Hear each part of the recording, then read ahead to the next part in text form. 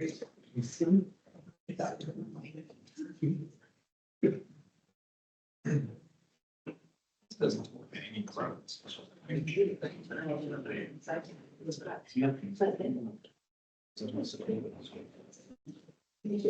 the chair.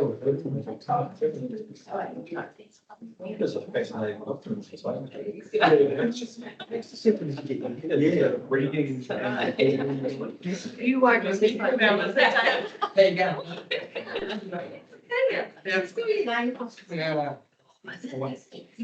Wind you guys up. It's really good. Nice to see you.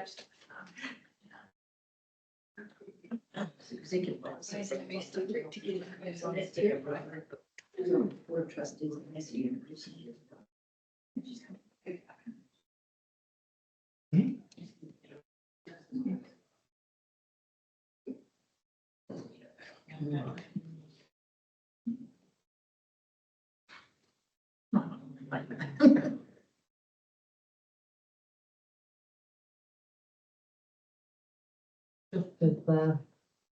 Ticks over, we'll re-adjourn the meeting and welcome Wayne Simmons.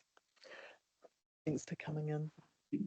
Are you going to both, you can both together? That's absolutely fine. Do you want to just both come up to the table? What those nice looking ones are. Absolutely. And just when each of you are speaking, if you can just press the talk button, and that way everyone can hear, and those that are speaking online as well. It's nice to see you both. Just whenever you're ready. Right. Thank you. I'm Todd Wheeler. Thank you for allowing us to submit our submission to your long-term plan. I'm here with Wayne Salmon, as we're neighbours. We're both bound land to the State Forest Park. This property that I'm involved with, Hermiston Enterprises, is my father's sort of family group. We're part of. This is a block we bought 30 years ago, and it's part of 9 titles of 450 hectares, which we pay considerable rates anyway. The land value of this property, I'm not sure how it's happened, but in the last wee while, it has gone up 332%. And by the sounds of it, it's because of some land down at Putara. But the rates has gone up 441%, which is just unbelievable. This property earns no income at all, doesn't have any animals on it. We don't do anything other than visit it and enjoy the bush. Services from the council, we get the road to about 2 kilometres away from it. There is a paper road, the Tainui Valley Road comes off the end of Omata, and it's formed probably half the way, and then we go up through other farmland. So to actually, what else am I going to say here? There's no road access or totally landlocked. There are no dwellings on it, so it draws on no services from the district council. The actual value of the property, we're 880 metres from the nearest windmill. So the Turitea wind farm, surely actual going up there now, we see the windmills, you hear them all the time.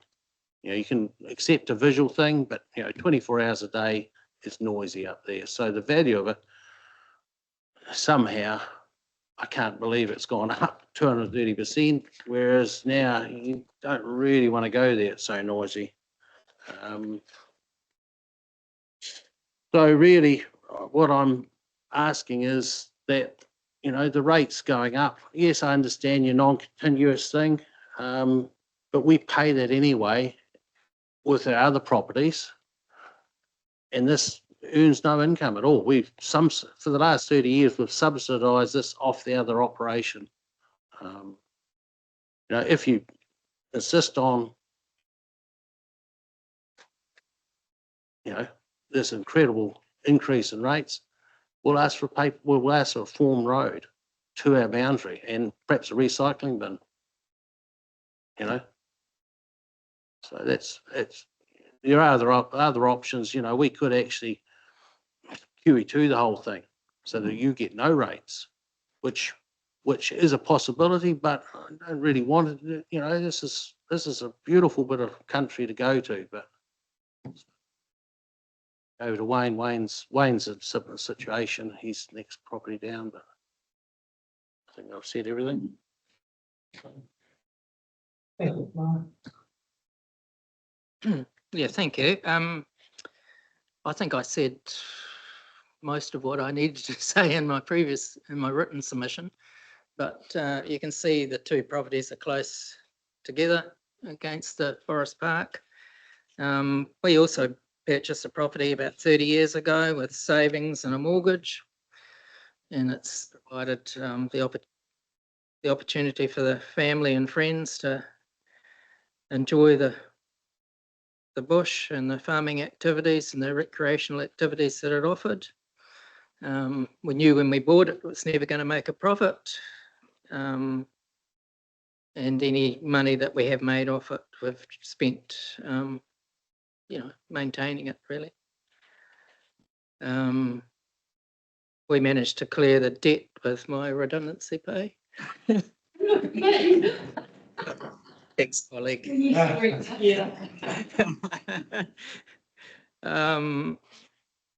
So yeah, that made it a bit easier. So our property's at the end of Nine High Road, so at least we have got access. We can drive another 150 metres into the property. We have 1.2 hectares of flatland, which is a bit of a blessing, but that's as far as it goes. The property is divided by the Intangani stream, which we can cross just near the entrance to the property. Apart from that, the only way of getting around it is on the form tracks with a small quad bike. So 65% of the property's in regenerating native bush, which is an extension of the Forest Park. We have no physical boundaries with the Forest Park, and 35% of it's steep pasture. And our income comes from kind of 130 ewes and 12 to 15 breeding cows, which are farmed on the 45 hectares.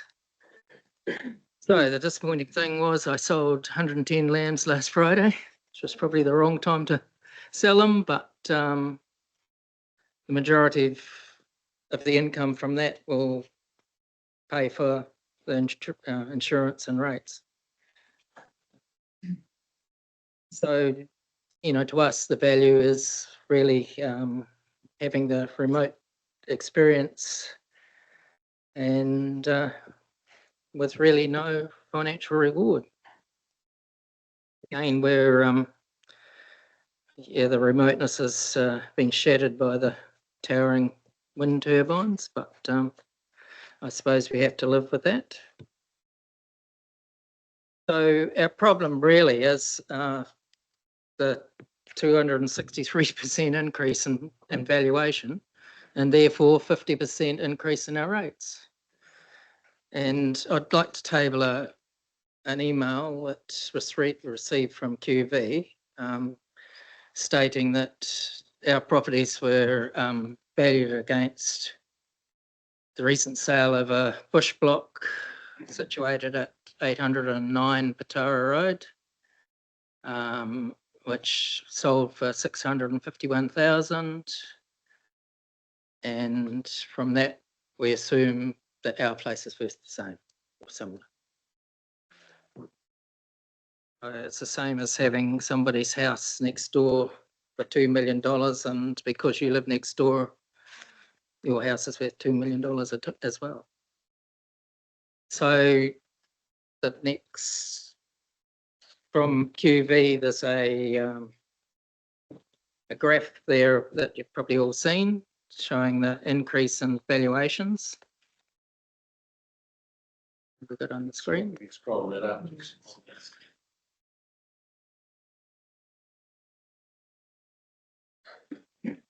We on the press release from QV, that's the graph, which seems quite reasonable. Can you scroll to the next graph, please? Bit further, bit further, bit further, bit further. Right, so that's the result. That's where we stand, the two properties at the top. So it appears to be well out of kilter as far as I'm concerned.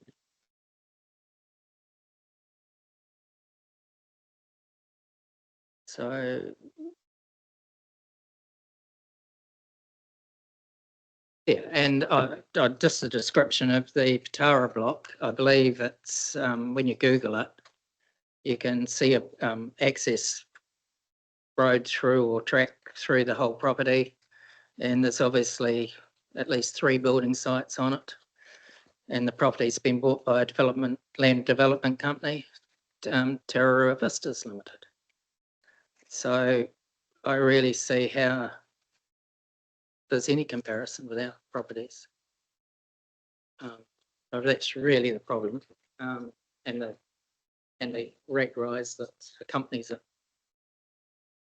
Thank you.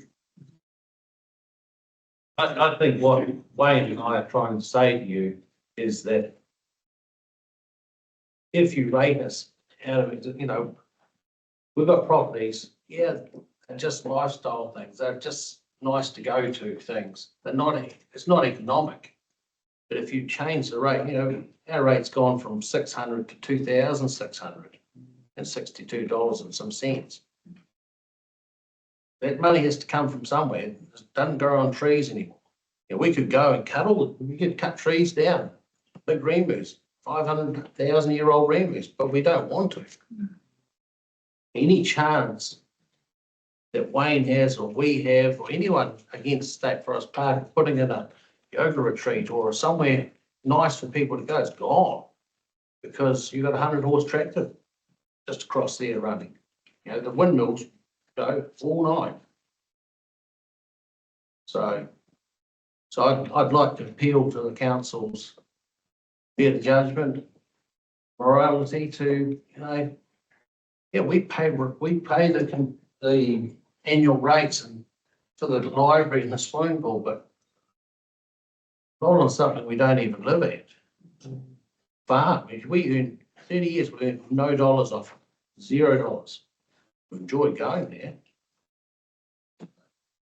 Okay, thank you very much. Any questions? Yeah. I'd just like to add that there's lots of other people that enjoy the properties as well. I've had visitors from all over the world come and visit, and I mean, they all go home knowing about the Tararua experience, whether it's the weather or the bush or The gales. and you know, whether it's the hunting or camping or, you know, like I've got endless stories, could just about write a book, but Tararua is actually quite a famous place overseas. So you must have some questions. We're running halfway through the time we're allocated. So. I've got a Todd, Councillor Johns, Councillor Wards, Councillor Gilmore. Thanks, Mayor Tracy. I guess I sympathise with you both, but the reality is it comes down to market forces. Presumably, have you disputed with QV the valuation? I didn't actually get time by the time they said to contact them. Well, I emailed to them and then didn't get a reply for 2 weeks, and it only took me kind of a week to get back to it. But I think in my comments there, I thought, well, their attitude was a waste of time. And I thought some bad thoughts about the person, but being polite, I thought, well, they have no real realisation of, you know, any commercial kind of concept of the properties. And that's highly inflationary. I guess unless you dispute it, there's little we can do. Oh, we're not asking the council evaluation. Only a week, 10 days ago, Wayne said, hey, what's going on? That's as soon as I haven't even bothered to ring QV because, you know, you're not going to get a response. But yes, we will contact them, you know, as a family, but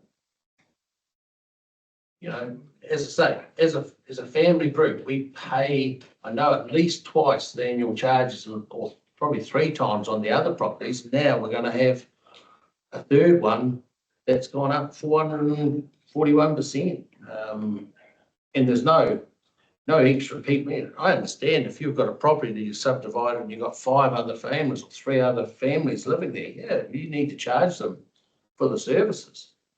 But, you know, these properties aren't subdividable. You can't, well, our property you can't even drive to. Like I say, there's a paper road there, but you know, there's probably 1.5 to 2K of new road. But Todd, if I can interrupt, clearly you think it's overvalued.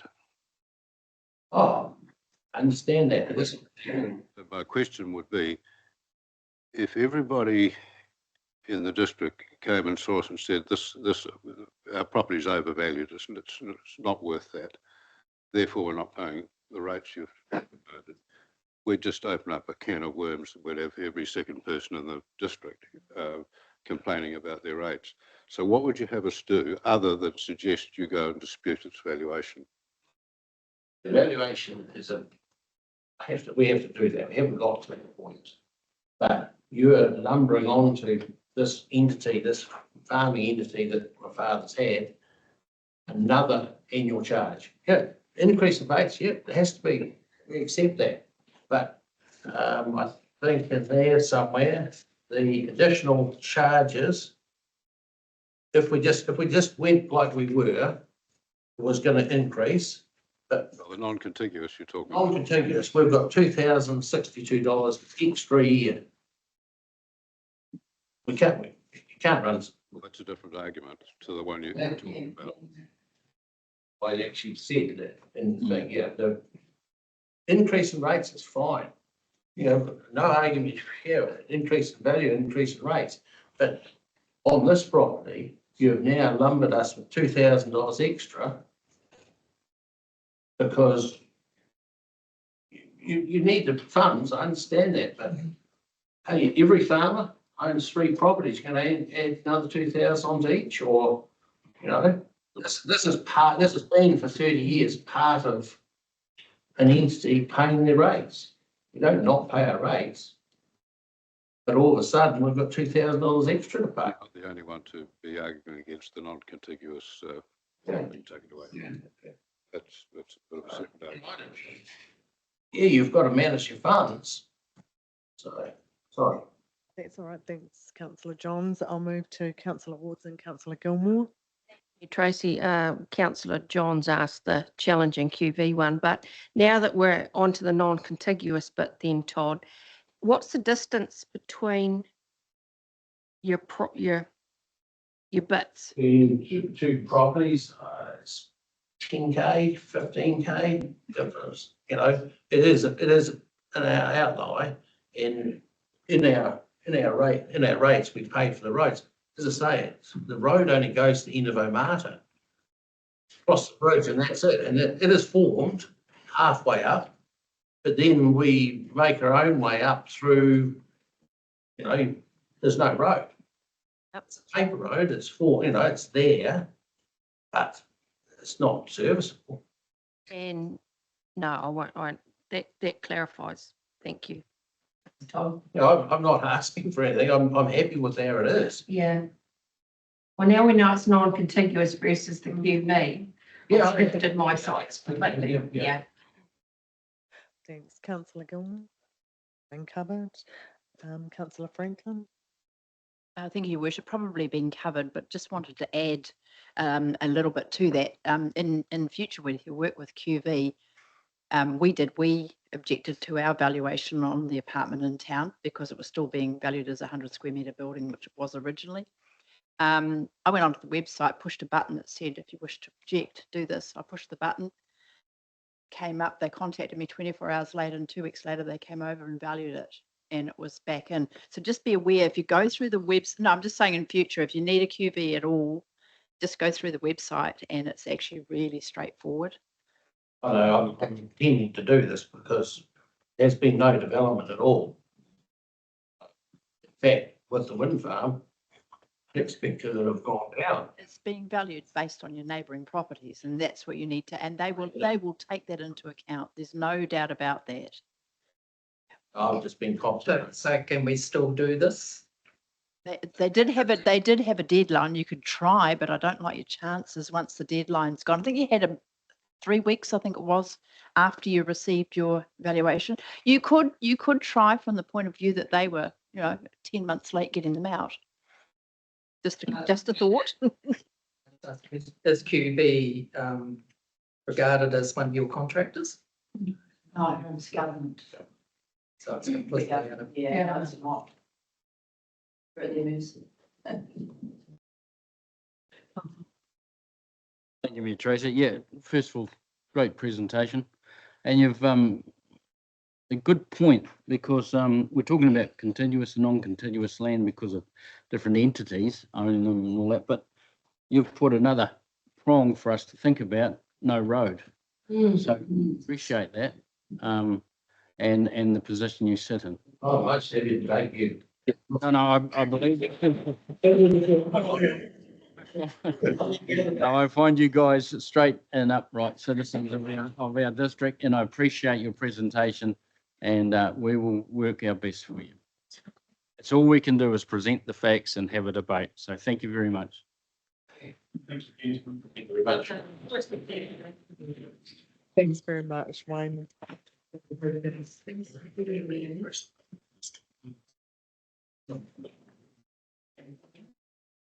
Much good, yes. Look at this crazy. We've got Letitia Nichols. Letitia. Thanks for taking the time to pop into council today. There's just a little button at the front if you could use that. Guys, thanks for having me back. I'm just going to cut to the chase because I care about this topic a lot and really wanted to talk to you guys about it, and that is climate change. And specifically, it's about reducing emissions. I just want to preface my notes, my little talk here on saying I think you guys are doing great on adaptation. Getting on top of that is really important. So this is more focused on the reducing emissions, net zero transition side of things. Mainly I was just, unless I missed it, and I'm happy to accept that I might have, that it didn't really look like the long-term plan covered very much in the way of the net zero transition and reducing emissions. And I assume that was a choice for some reason. And I just want to clarify that I think it's really important that this long-term plan does start to actually think about that, because by the time it's finished, we'll be on to our third national emission budget. And that emission budget is 240 megatons. That's a really significant step down from where we are today. And so our long-term plan, this long-term plan goes out to about then as well, 2035. And so you're going to have this big shift down in emissions over that time that we have to do nationally. And we're a part of New Zealand. So that is going to affect this community as well. And I just think that the long-term plan does need to start thinking about what are the risks associated with the transition, but also what are the opportunities to reduce emissions and to contribute to the kind of low carbon economy that we need to have in New Zealand. And I think the long-term plan is a place to be doing that, particularly on the risk mitigation side as well. So this isn't just risks from climate change impacts, because you're already dealing with those, but these are risks associated with the transition.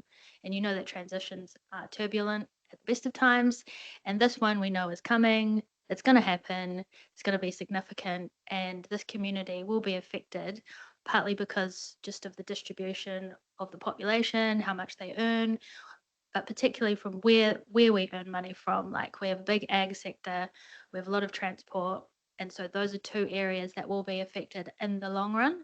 And these transitions take a long time. It takes a long time to get people up to speed and figuring out what to do.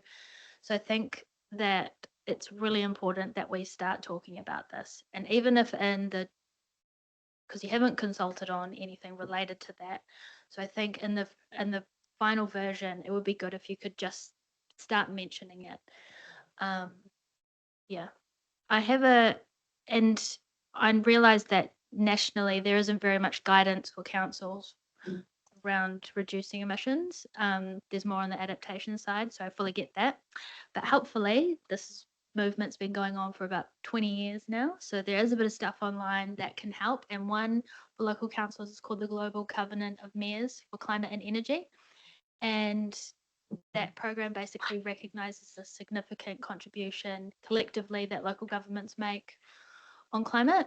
And they have a common reporting framework that basically gives you a step-by-step approach that you can take to assess and prepare and plan an action for reducing emissions and preparing communities. So it's really helpful resource and it's free. So yeah.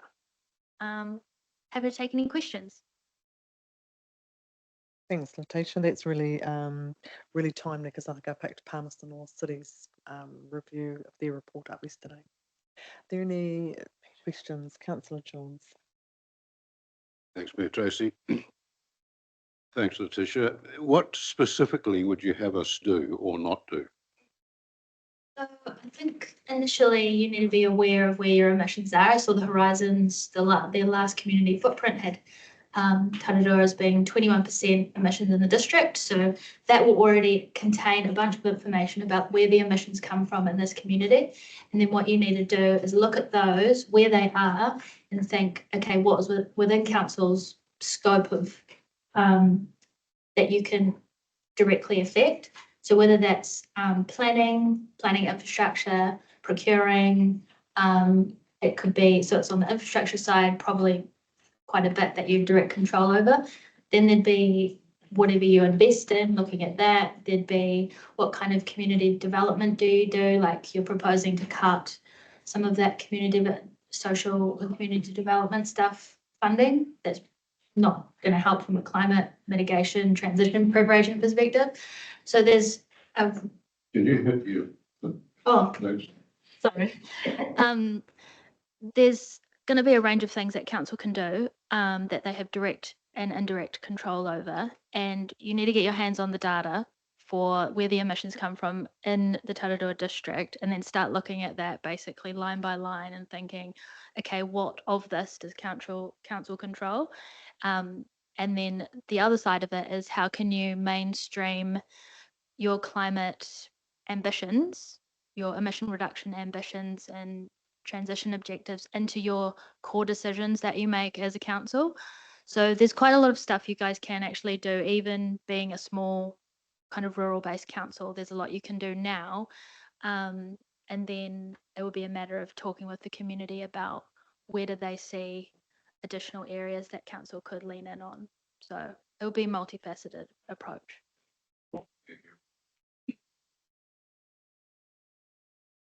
The questions from councillors? Councillor Woods. Rosie, thanks, Letitia. I mean, there wasn't a lot in the LTP around, so you didn't misread it. I'm curious though, you just made a quick comment then, you've obviously reflected on one of the options where we may consider dropping the level of community grants or something like that. You think that might have a knock-on effect if there are organisations or community groups that want to try to mitigate and contribute to this? So that obviously popped up in Yeah, definitely. I mean, if having that support available, even just a little bit for a new community group is super helpful. Like I used to do climate volunteering down in Dunedin, and we honestly worked off the smell of an oily rag. So even just a little bit goes quite a long way for organisations just trying to do a little bit in the community. And I think in this community, because it's not enormous, it could go quite far. So if you have that priority with it, then it will be money well spent, I think. Thanks for your. Questions? No, that was really helpful. Thank you very, very much for coming in and sharing that with us.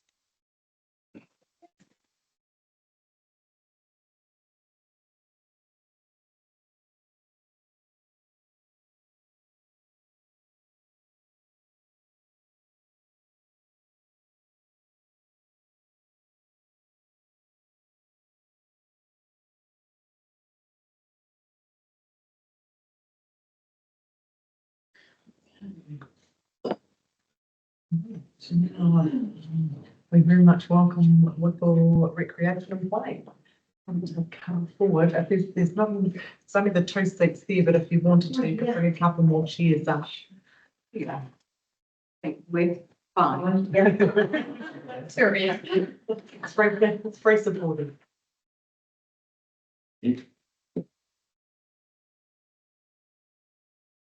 you.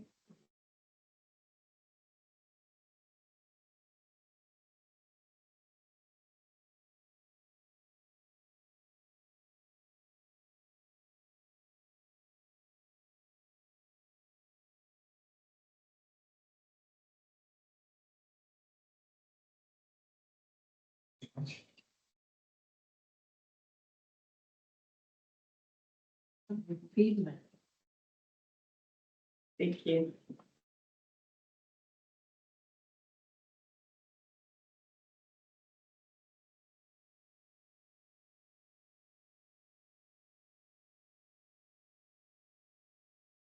Now I know about buttons, but I don't know about buttons. Just press that. Okay. Mayor Collis, Deputy Peter Weber, Chief Executive Nicholson, and councillors. Thank you for allowing us time to speak to the long-term plan consultation document of 2024. I'm Turia Brackenbury. My colleagues are Mr. Chris Archer, Mr. Ian Daly, Mr. Lawrence Cara, and Mr. Malcolm Braybrook Stewart. We are all part of Woodville Recreation and Play. We're presenting this submission both as Woodville Recreation and Play and as ratepayers and homeowners in our district of Tararua. We are filled with both excitement and concern about the growth and development which is being predicted to occur over the coming years, most especially once the new Te Ahuaturanga Manawatu Tararua Highway is commissioned in 2025.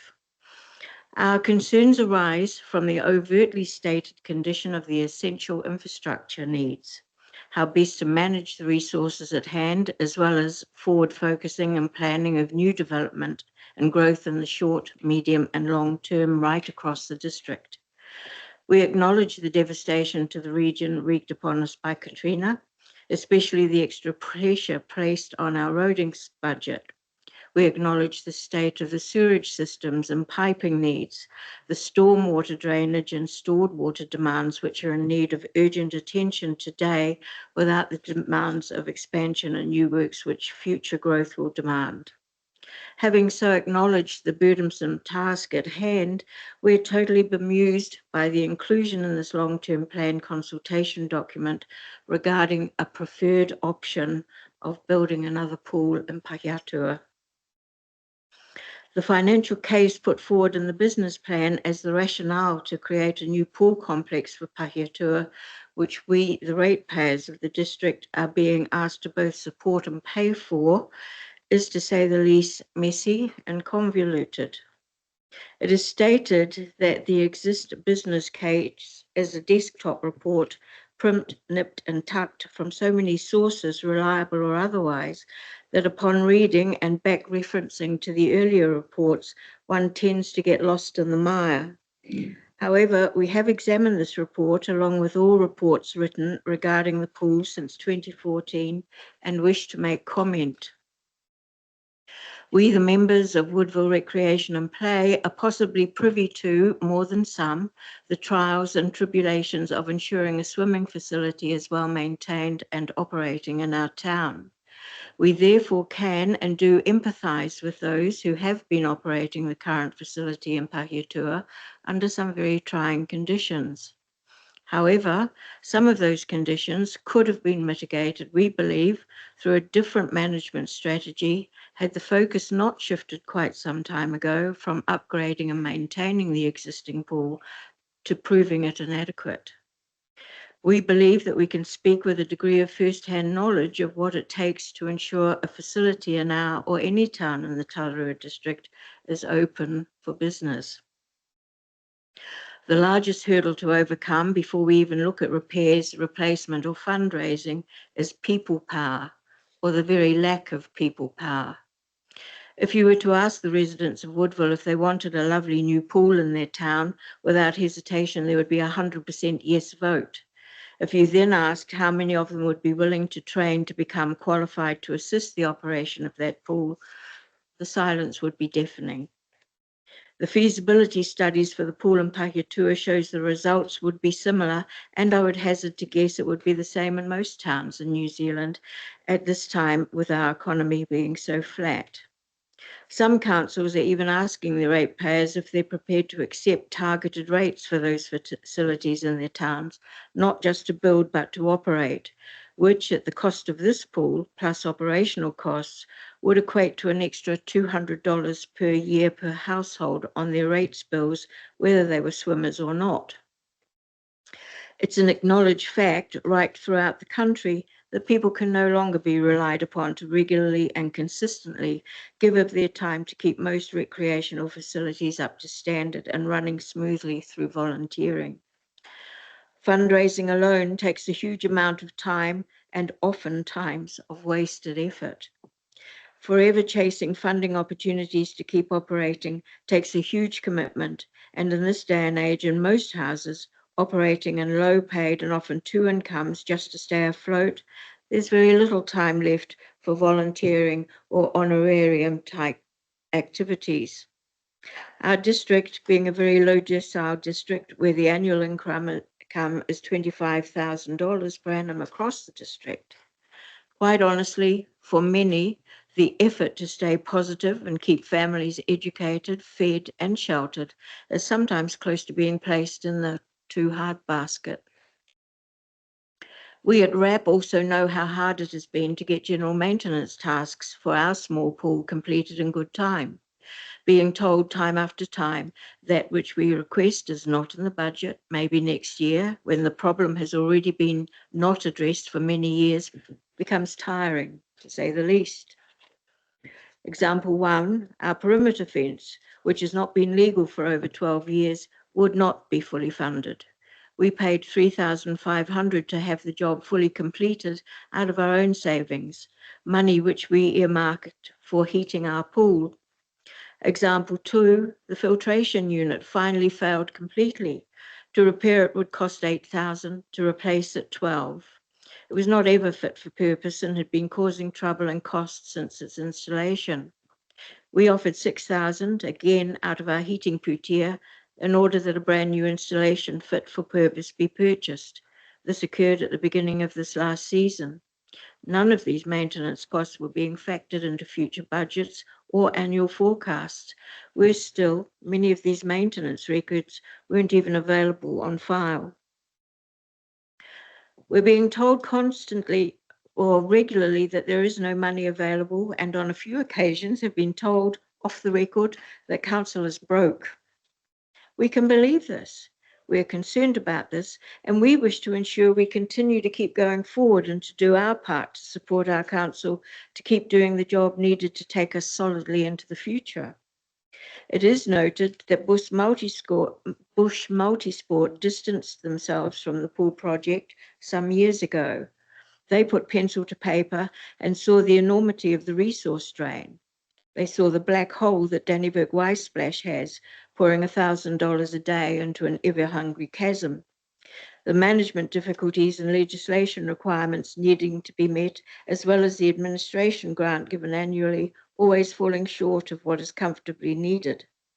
It is noted that the Bush Aquatics Trust has already stated that they too will self-exclude. The reason they have cited is that the regulatory and financial risks associated with the operation and management of the pool are too great a burden. It is also noted that 2 of the members of that team no longer live in the district and intend to retire once they have achieved commitment from council for the building of a new pool on a new site. It is clearly stated in the latest feasibility study that the most satisfactory outcome for our district is that a commercial enterprise take on the running of the pool. We have made that suggestion many times and believe that right now across the district, including Waisplash, Woodville, Pahiatua and Ikitahuna, could be better serviced by a qualified private entity. We have spoken with CLM management from Palmerston North, who look after the Lido, Freiburg Pool and Splashhurst, and it has been stated that we would be an easy fit for such an enterprise. It is noted that Hillcrest School closed in 2019 because of declining rolls, 8 pupils.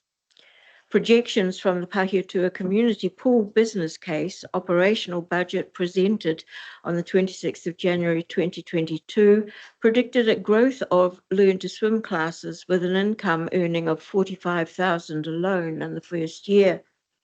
These classes will be charged at $12 per child per lesson. That would equate to 75 children per week for 50 weeks of the years to pull that income. It is further forecast that by year 3, the income from swim classes would be $95,000, equating to 158 children per week taking swim lessons. It is noted that the schools will have access to the pool for learn to swim classes during the day, and that these classes would come under the school curriculum and will be supervised by the schools. It is interesting thinking that families would have free classes provided by the schools and also have the wherewithal to pay for a repeat of those classes out of school hours. We do suspect that the figures would need further scrutiny before being deemed reliable and safe. Sport New Zealand report that after swim lessons for 1 year, children are competent enough to no longer need swim lessons.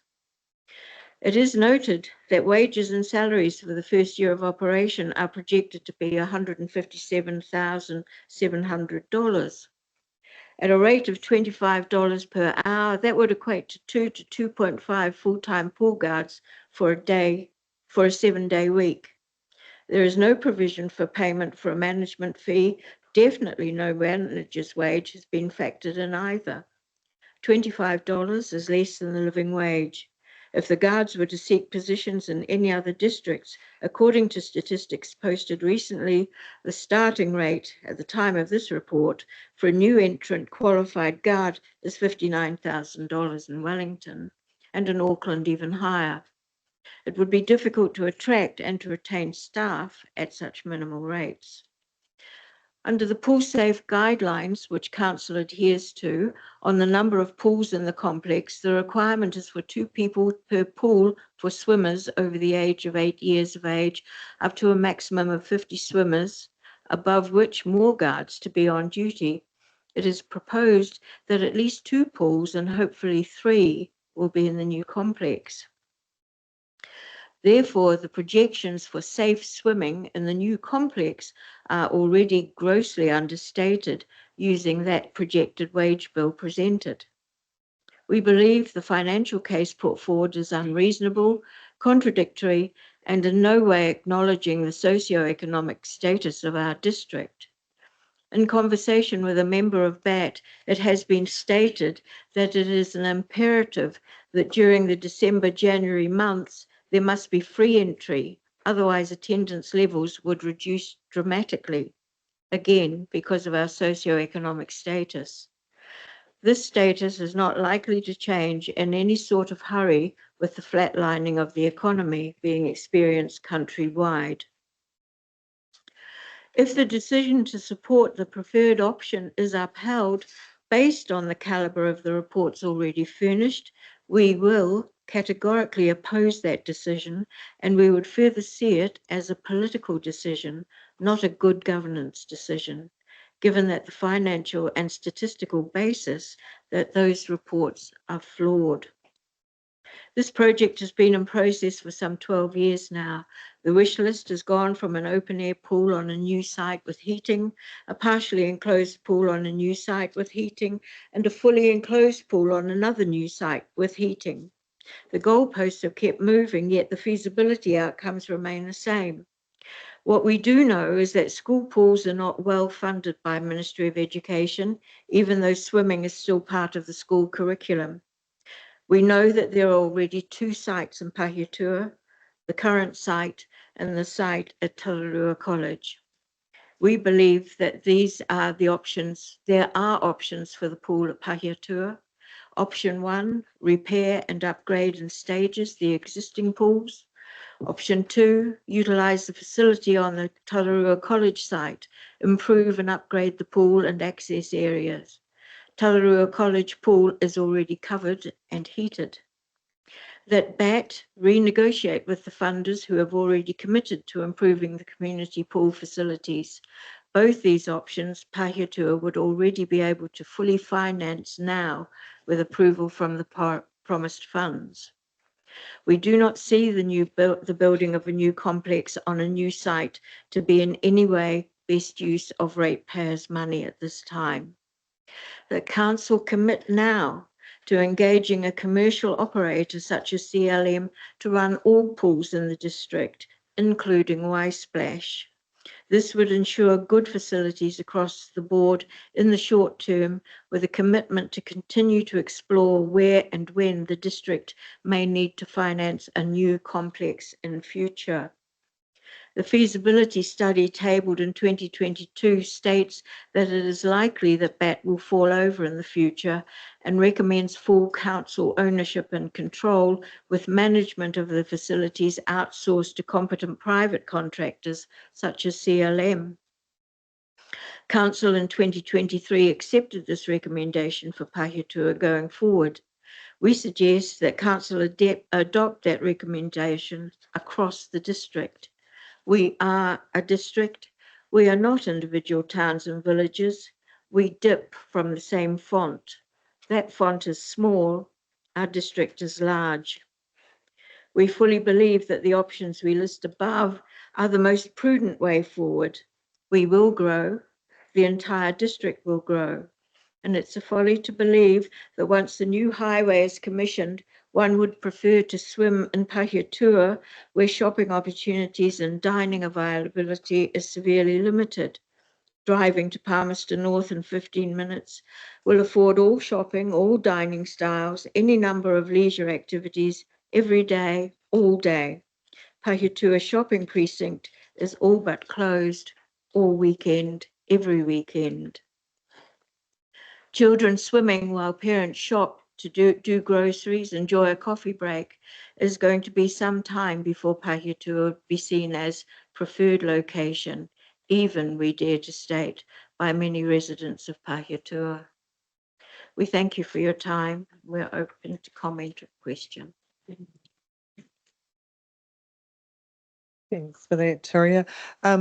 Just noting in the long-term plan document, there was also a note of 217A reviews that were going to occur, one on swimming pools and one on campgrounds, which will look at how all of those facilities are run within the district. So some of what you're talking about, that'll all be considered, and we're looking forward to that information as well. Does anyone have any questions for Turia and Malcolm? Councillor Johns? Tracy, not so much a question, but a comment. Thank you, Terry and Malcolm. Good report. And certainly we are cognizant of the OPEX costs as opposed to the CAPEX costs. It's something that we're looking carefully at. But thank you. Councillor Peter Weber? Thanks for your presentation. I had a little bit of a workout of these figures. We used to run Y-Splash a few years ago, Swimming lessons were a huge part of our income to pay. The running costs are huge, and as you know, to pay the power and wages and stuff. And so I was reading this about the predicted income from Learn to Swim lessons. We would do like 3 times that amount at Y Splash when we were there. It's increased since then. So what they've predicted for Paetua Pool would easily get done, even though it's a smaller community. You would see people coming back from Palmerston North to Paetua to use the new facility. So I just wanted to clarify that is what they're predicting is quite a good. It's quite accurate. Yeah, I think just from when we used to run the pool.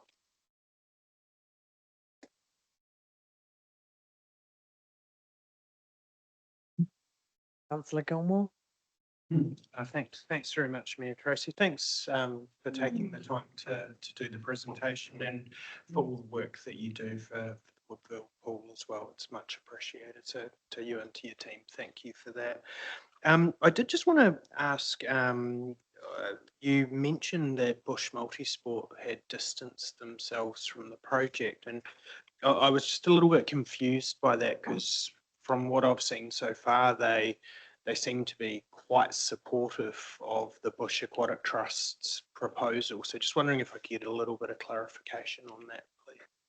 So the original sort of 2014 report sponsored by Bush Multisports and Territory Council.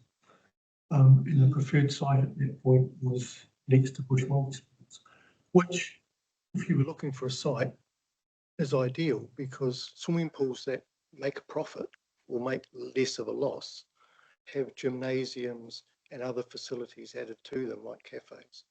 So as a standalone facility where it's just swimming, always going to make a loss. It's just the reality of life. So, but as a governance model, Bush Multisports isn't wanting to be like Y Splash, because then the fundraising system they've got in place now, they would have to continue for that entity. And if you follow the Sports New Zealand commentaries and even the PARS report, this could all fall over if one person drops out, if it's on that basis. And that's the same for all sport, you know.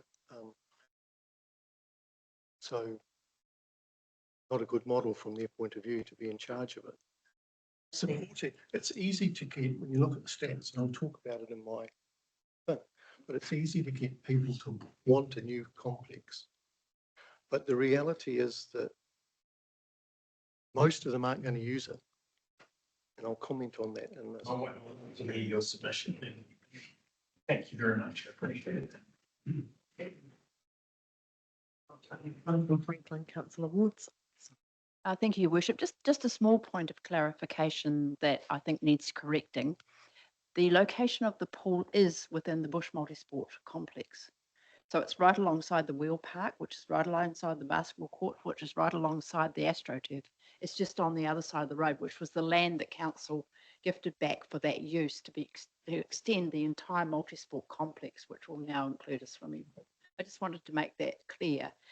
Bush Multi have not walked away from this in any way, shape or form. In fact, one of the members that's on the committee is on both. They kept them separate for funding reasons, which was the logical and sensible thing to do. So I just wanted to make that clear that the relationship between the two is still exceedingly close. Thank you. Thanks, Tracy. I know the time and effort that would have gone into this. Thank you, Turia. I'm trying to understand in the second page. It's the comment you made about Bush Aquatic Trust stating that they too will self-exclude. Now, is that the costs, basically the OPEX you're referring to there, that they? Can you just explain? In my mind, it's written in the report. The feasibility study that was done, Yeah. that was presented to council in 2022, states both bush multi-sports and and self-exclude from any management of this. That's probably that's easier. Yeah. The proposition put forward last year and accepted by council, which Jessica McKenzie put forward, was that council take ownership and management of the pool through a private entity. And we are one district, and it doesn't seem logical or fair that you're prepared to do that for one entity. And really the discussion should be about what form swimming pools should take across the district before you commit to building a new one. Yep. Thank you. so Yeah. It might be the case. It was fantastic, and thank you very much for all coming in, for the time that you've taken, but actually for the work that you do there. And it was a privilege to go down and watch the children enjoying themselves when you had that unveiling. It holds a real credit to the entire team that operated. So thank you. If he knows. Yeah.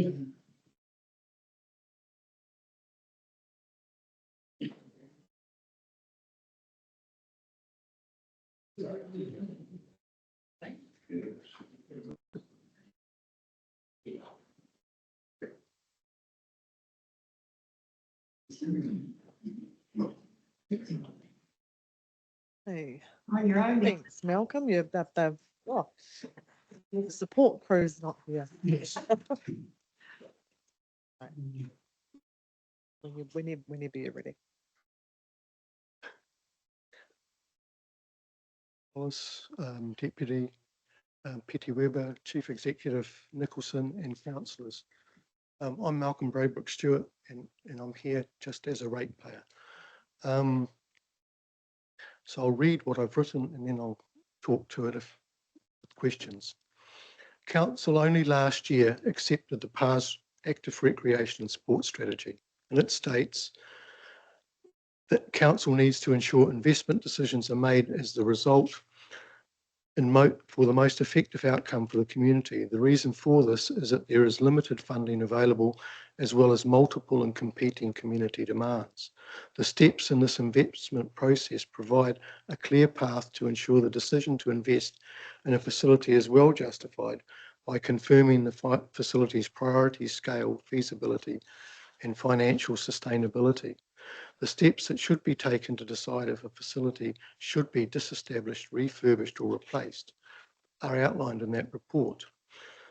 There are alternatives to the feasibility, as the feasibility study has highlighted, but it is understandable that given once a decision was made 12 years ago that an all-weather, all-year pool was what was wanted, no alternatives were seriously considered, and any discussion on such activities discouraged. Even I have been challenged by those who would prefer I refrain from commenting on the feasibility of the proposed project. So I struggle to see how it can be safe and reasoned discussion on alternatives in Paeatua. For the main drivers of this proposal, I see this as a legacy project, for they have stated to me that once it's across the line, then they will no longer be involved. I have read the attendance stats for Paeatua Pool, which if correct would mean that it has been operating outside of pool safe guidelines, the Health and Safety in the Workplace Act, as well as its contract with council on many occasions and over many years. However, these figures are not supported by the operational costs of the pool shown in its financial statements to council, yet these figures are being used to justify a new pool. My understanding is that BAT have also requested that entrance fees for Paeatua residents be significantly reduced or waived during the summer holiday period to help facilitate attendance, due in part to the decile rating. Yet our whole district is in almost the same position as the PARS strategy and Statistics New Zealand highlight. I've even been told to be careful what I wish for. Well, I wish for the best outcome for our community and district that we can reasonably achieve with the resources we have. That is why I have done as much research as I can as time would allow. With more time, I could complete a full study. However, here are some facts. Participation in swimming pools over the last 12 months. 30% of all New Zealanders aged over 16 swam at least once during the year. Once, not every week. Almost 97% of those swam on a casual basis. Only 51% did not pay to swim. Only 38% paid to enter a swimming pool. The other 10% did so as a member of a fitness facility. This is not half the population, but half of 30% of the population. Therefore, 15% of all adults are prepared to swim, to pay to swim. That's 30 adults in Paetua who swim occasionally, and only half of those swim regardless of the weather in winter and regardless of the facility. Competitive swimmers make up 3% of all swimmers. That's 1% of the entire population. It is important to look at location. 70% of all those who swim do so in a major urban area. Only 14.5% do so in rural areas. And if my memory serves me correctly, only 8% in small rural towns. Participation in other sports and recreation. Adults who participated in swimming at least once during the year took part in other recreational activities over that 12-month period. They had a higher rate of participation than non-swimmers. Their reasons for taking part were 80% for enjoyment, 62% for fitness, and 20% of swimmers identified that it was convenient and low cost. The main barriers to adults trying a new recreational activity, including swimming, was identified as lack of time and affordability.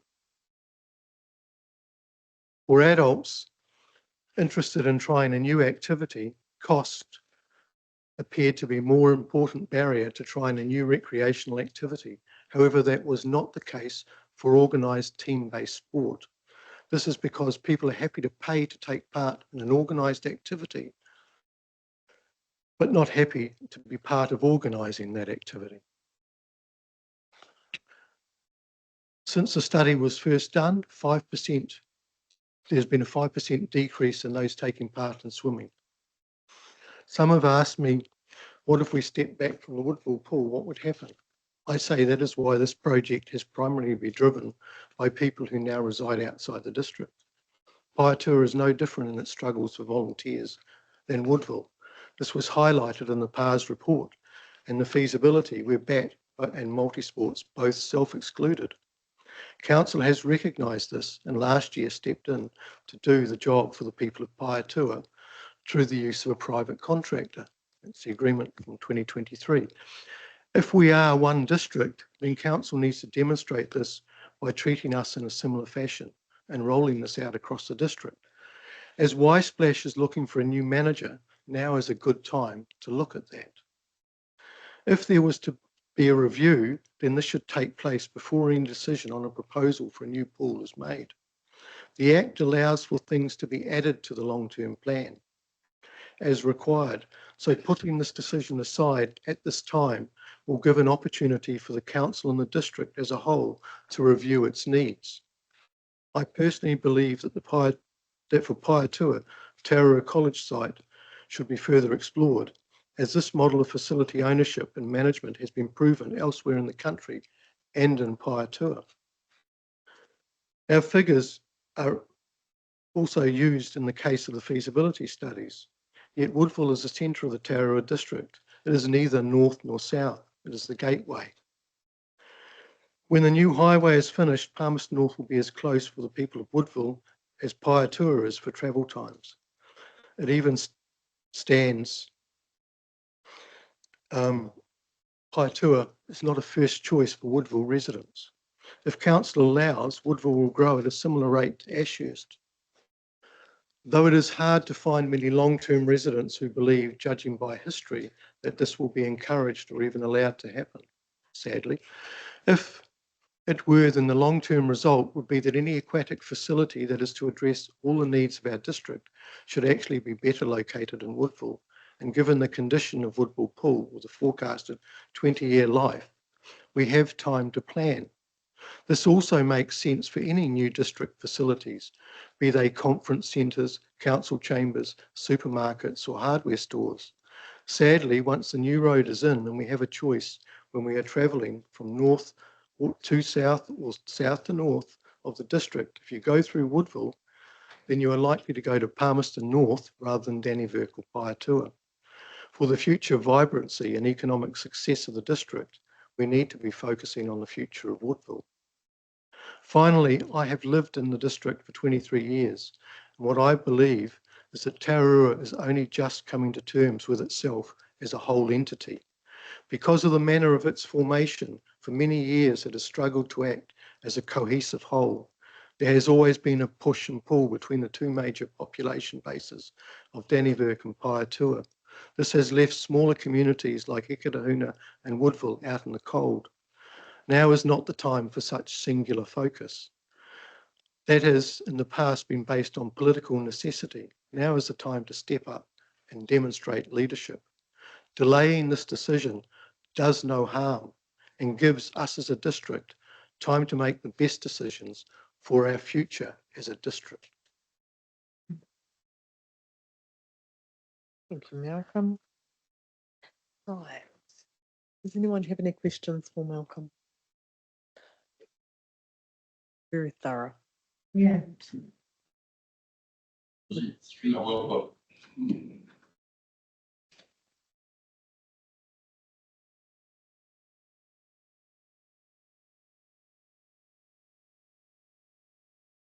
was a really good, really good presentation. And you've certainly done a lot of research that's very clear in both of those. So thank you very much for that.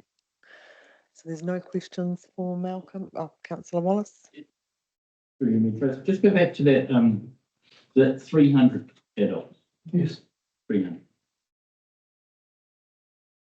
So 30% of all New Zealanders have swum. They do surveys regularly. This is Sports New Zealand statistics. So I don't have access to a lot of desktop information because you have to pay for all those stats. But that's 30% in the last year. It's not last week. So you have to bear that in mind when you start analysing the statistics, that they're not talking about a lot of use. You know, Paeatua has roughly 2,800 people. Of that, about 700 are children under the age of 15.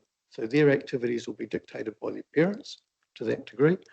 And so of the remaining population, about 600 would be adults that would swim at least once a year. So that's your base for operating the swimming pool. 2,800, because they don't swim.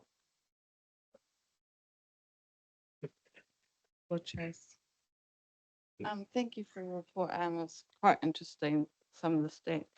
But do you think if Paeatua actually had a pool that was used all year round, that the stats for the number of people who would be able to use that pool would change and would be a lot higher than what you've predicted in your report? Stats show that 8% in small towns swim regularly, at all, and 70% in major urban areas. Barrier to them using it would be cost. And if we learn to swim classes, if you look at it, the way they're mitigating their cost is by only opening in the afternoons, and they're suggesting running learn to swim on a Saturday morning. So if you do that, then those attending sports won't be going to learn to swim, because children's sport is in the morning. So you have to structure your facility to meet those needs. And what you're doing is you're structuring the facility to meet the needs of Paeatua and Paeatua only. To say that it's meeting the needs of the district really is a fallacy, because once that road's through, we have to live in the real world, once that road's through.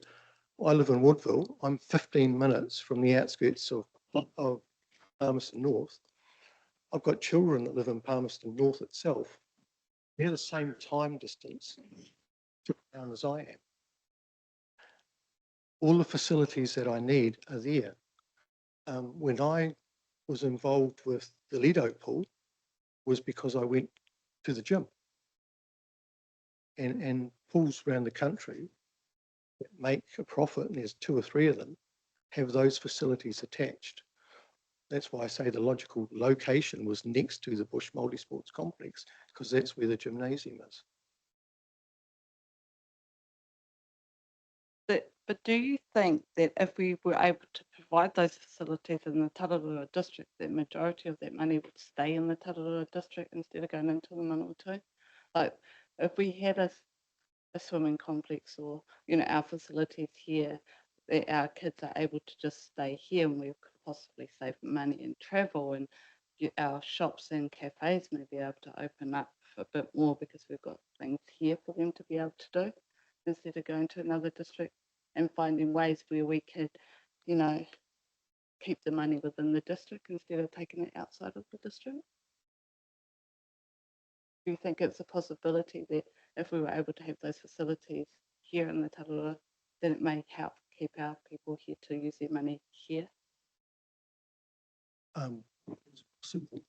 The reality is for swimming pools, you would need a whole lot of other things to occur. So and you put this money in because you're talking about $2.5 million, but in actual fact, you're talking about 147,000 for replacement costs, which currently you don't pay for Y-Splash, and you're talking about the running costs. So that's say another 150,000 a year. So effectively, you're talking about $1,000 a day to operate this facility. The same as Y-Splash, because you've still got to do the replacement because it's now a building you own and you've committed to that replacement cost already. So that $500 a day you've committed already, that was last year. That's the agreement you made when you adopted the recommendations that Jessica put forward. 147,000 a year for replacement costs. Now I know it comes out of a different bucket, but it's still money out of ratepayers' funds. So that's $500 a day you've already committed if it goes ahead. Y-Splash is $1,000 a day in operating and you're not replacing it. So then you've got to operate it.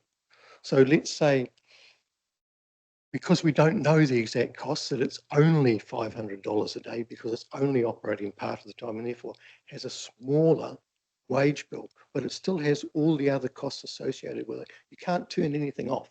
You've got to leave the plant going. So you still have potentially another 500, because we don't know, dollars a day. So $1,000 a day for this new pool. And that's without the construction cost. So to make that sort of commitment permanently in the future, because you're not talking about it as a one-off, you're talking about we have to pay that every year going forward, and we know that the costs will increase, we have to really be vigorous about, is it the best thing to do? Because it's not a business case to say, well, it could attract people.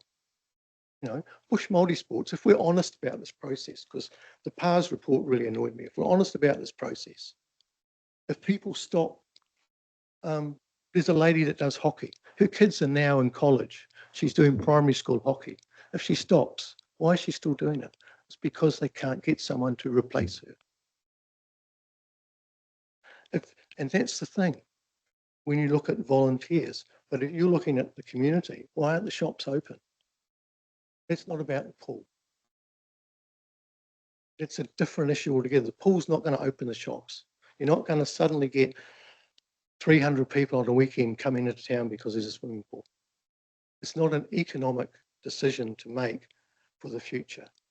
It's a feel-good factor, but you're here to make economic decisions for the future of the entire Tararua district. And I'm not saying don't do it. I'm saying don't do it today. I'm saying actually step back and look at the whole future of swimming in the Tararua district. Thanks, Malcolm. We'll finish with that question. Sorry, but Councillor Gilmore, you're okay? Okay. Right. Sorry, I went a bit over time with that one, Malcolm, but thank you very much for sharing and having the courage to come and share with us exactly what you thought and do that research so that we had that to stack up against. So thank you.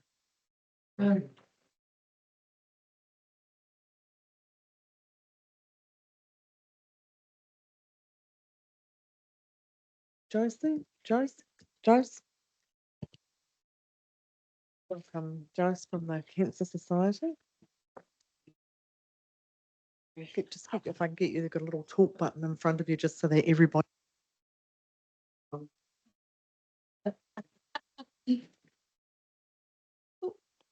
Kia ora koutou. My name's Josephine. I'm the health promoter from the Manawatu Cancer Society.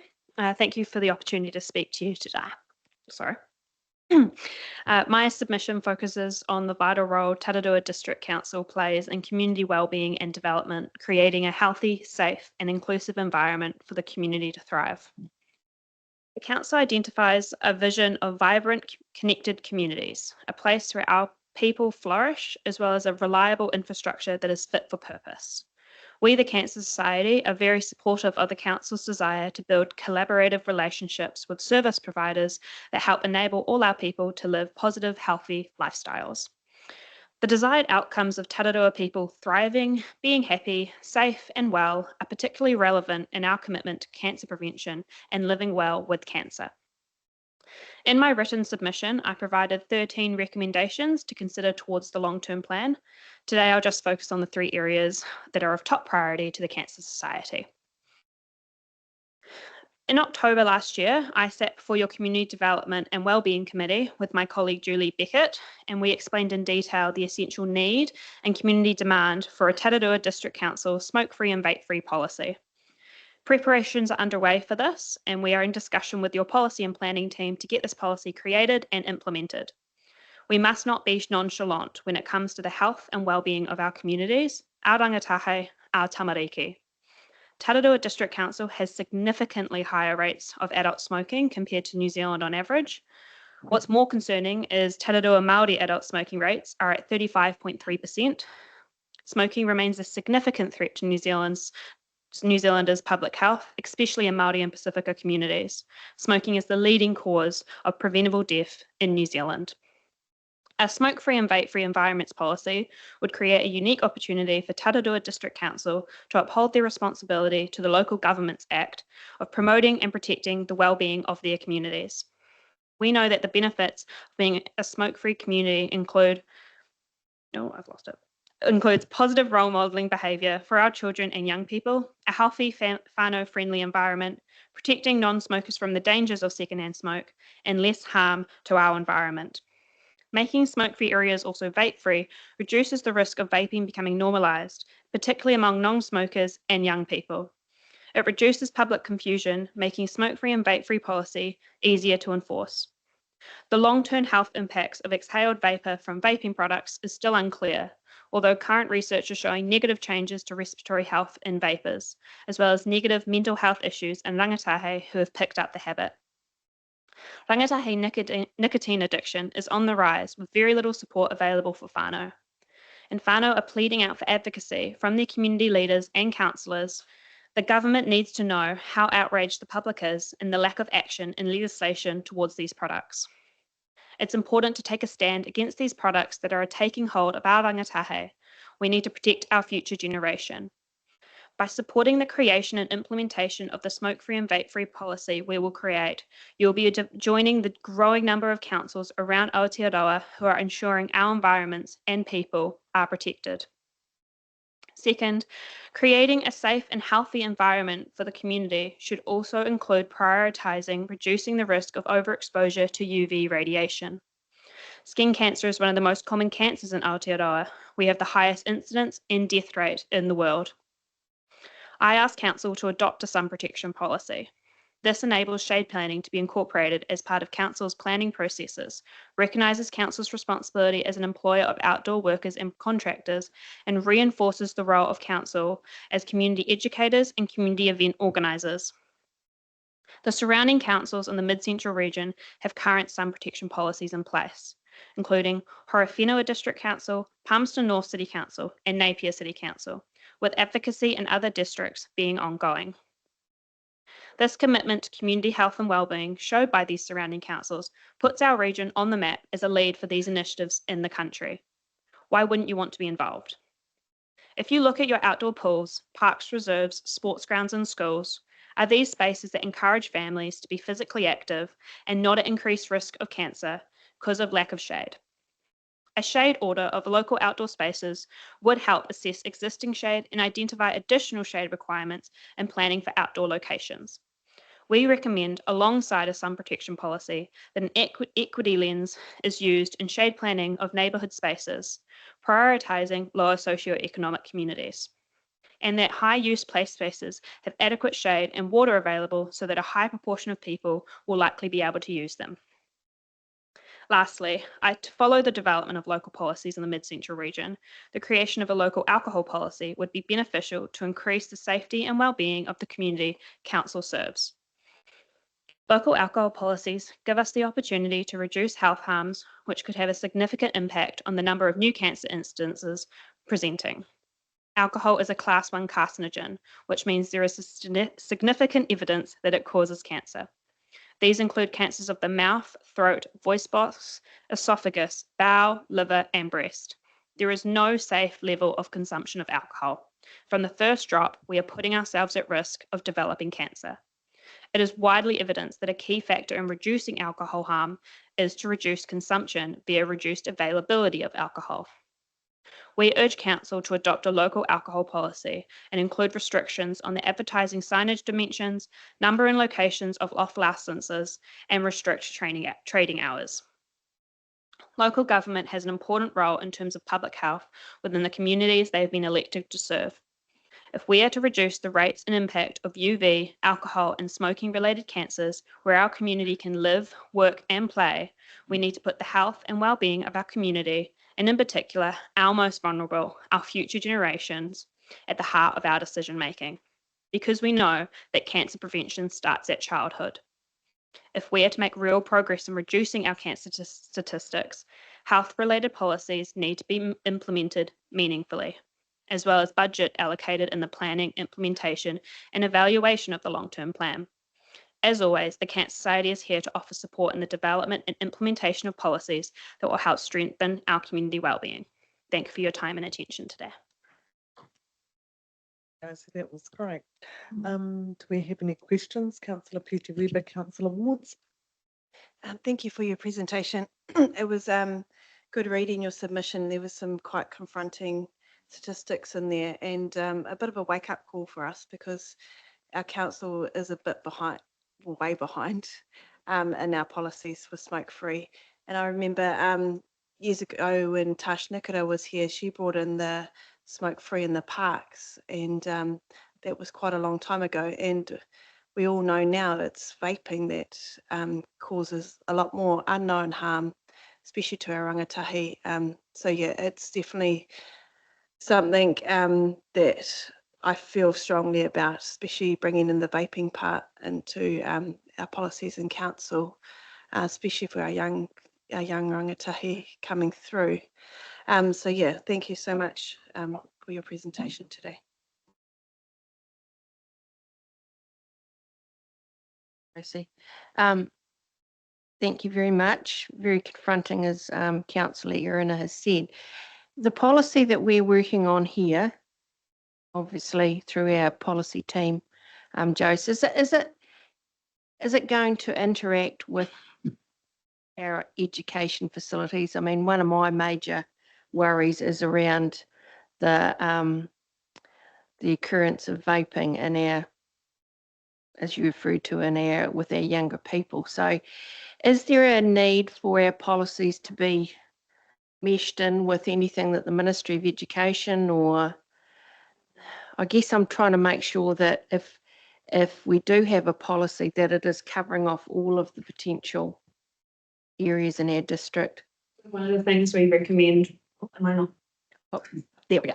One of the things we recommend that we'll be talking about with the policy, I think in July, is the amount of education, because obviously it's an important policy you can enforce directly. It's really about the education in your communities and the kind of reinforcement of the idea of being smoke-free, so signage and all that. So making sure that communities are aware of where they can go to be to receive help to be smoke-free. And one of the great things with the vaping is Quit Lines has just opened up to rangatahi and to vapers to help them quit, so we can make sure that's advertised. A lot of high schools are also reaching out and schools are reaching out for help within this. So making sure that they know that help is available. And that could just mean referring on to those organisations that are providing that help, like Whāora Trust. I don't know if they're in Tararua yet, but they are in Manawatu, and making sure that they have access to those organisations, because I don't want to obviously put that on the council with the restraints that you guys already have around budget and all that kind of stuff. But making sure that schools are aware of what they can, where they can go, and they don't feel helpless. So there is an overarching holistic approach, not just. Yeah, absolutely.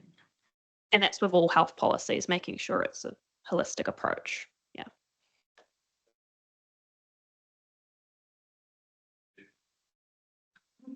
Sure.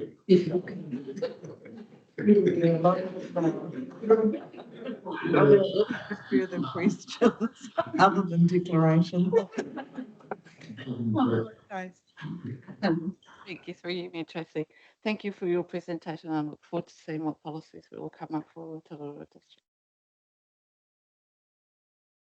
And thank you for highlighting your top three. I think often because the problem is so big, it just gets too much to handle. But actually, you've highlighted your top three and you've given us that priority order. So I really appreciate that. Thank you.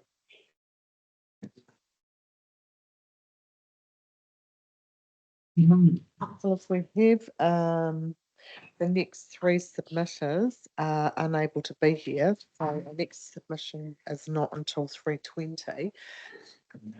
Yeah. Oh, so the Te Awa Foundation is unable to attend, which is disappointing for a number, because it was quite a big submission with a lot of questions. What I would like to do is if we can break and take a fresh air for maybe 15 minutes, and then I'd like to come back in and just June come back and just have some conversations around where to going forward until that, and then I'll give you another quick cuppa before if Mark does come in early, we'll see what we can do. He'll be here. If he's here early, and if he's here at 3, I'd love to start that early, but I would just like that little bit of a chat first, just around the timing of some of the date times that we start and bits like that, just to get some of that clarification will be good. But if we adjourn and we'll have a quick cup of coffee and fresh air. Can I just ask any reasons why that organisation particularly has it turned up? I'm not able, none of the members are able to get together. 3:13, 3:45, 2:45, what's our time, please? Oh, sorry. We're 2:26 now. If we come in at, we want 2:45. Yeah.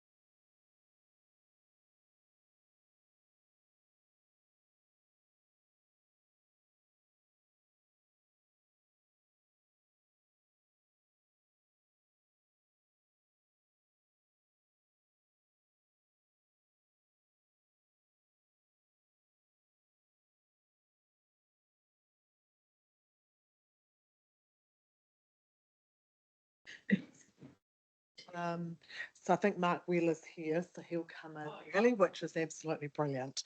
And hopefully Bush Aquatic Trust come in early for their. Just wanted to quickly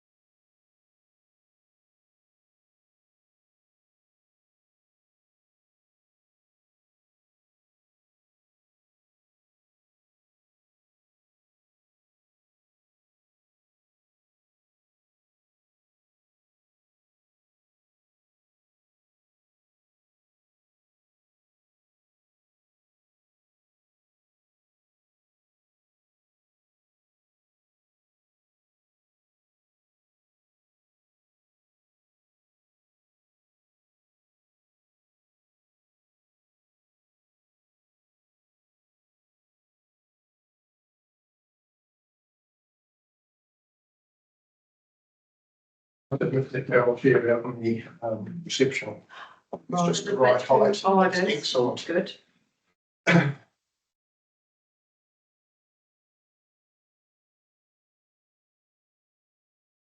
I'm jumping the queue. Mark, it's great to have you here. You've got a little button at the front. If you could just use that so we can all hear, that would be fantastic.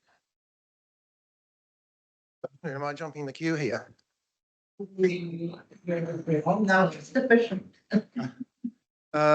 Last time I was here, I was bearing flowers and an apology for someone other than myself. Today, I'm not bearing flowers, and if there's any apology to be made, it's my own. However, I am bearing gifts. As a slip, thinking you might be in need of a little bit of a sugar rush. I brought these along. Now, there's only 12. And there's more of you than 12, but you may be aware there's a session, so you might actually just have to share them. Thank you, Your Worship, Mayor, councillors, council execs, and everybody else for the opportunity to speak today.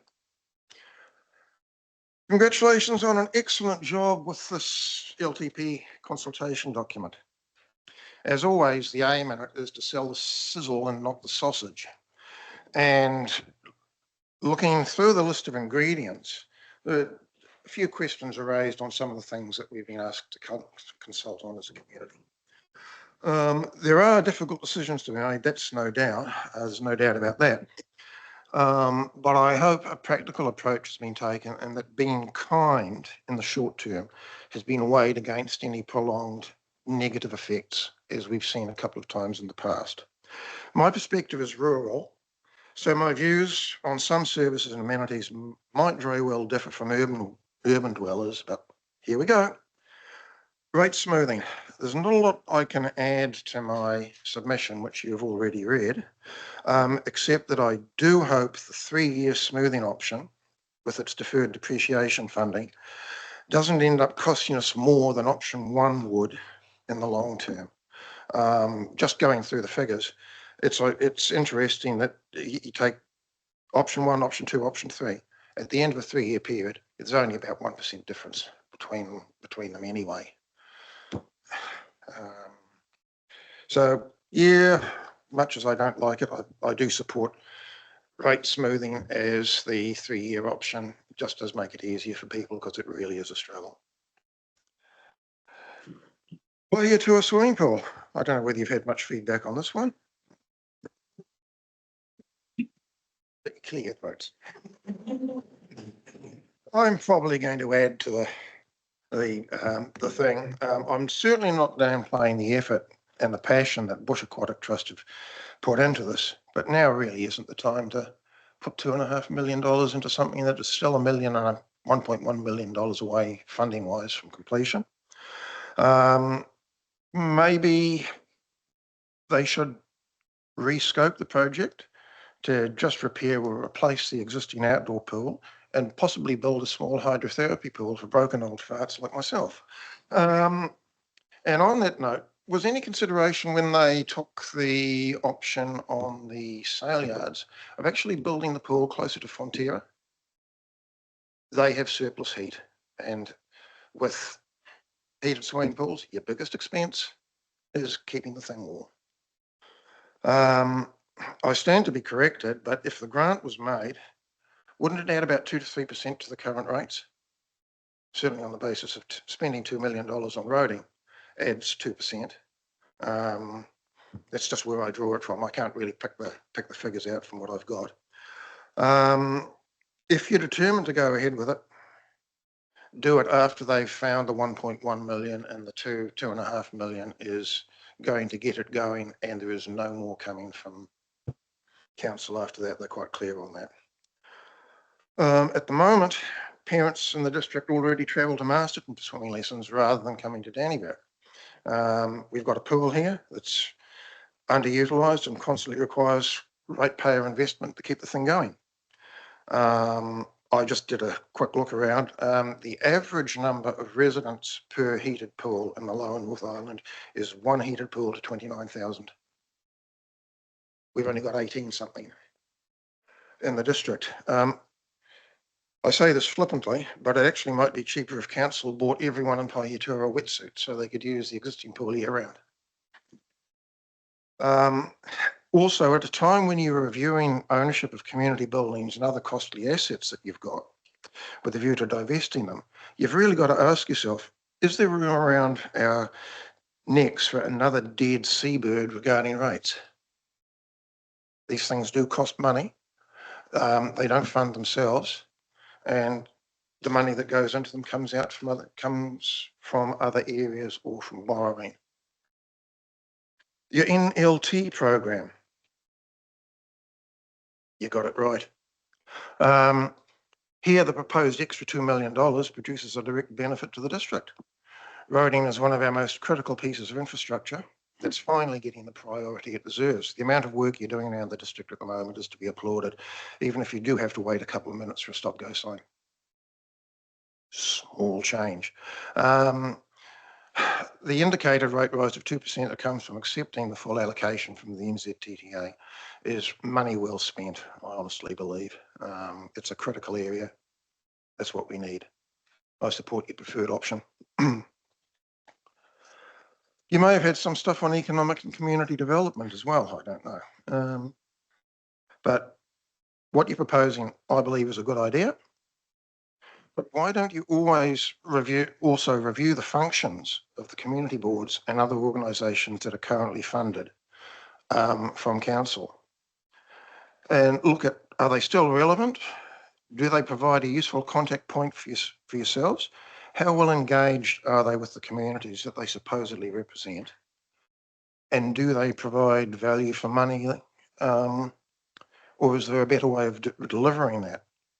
I know last time I was a little bit critical of an economic development unit, but now the likes of Kimberley Stevens' position offers the means to help organisations like the community boards to access far greater funding than would ever be available from council. It may just require a refocus of those organisations to become more time-wise and better focused on what they want, why they want it, and what the benefit from it is going to be. But that, as far as I can see it, is a positive. In fact, I might even suggest that you consider cutting the funding altogether at year 3, which will have given those organisations time to adjust or die. If they don't adjust, you probably didn't need them in the first place. So I go with your option 1.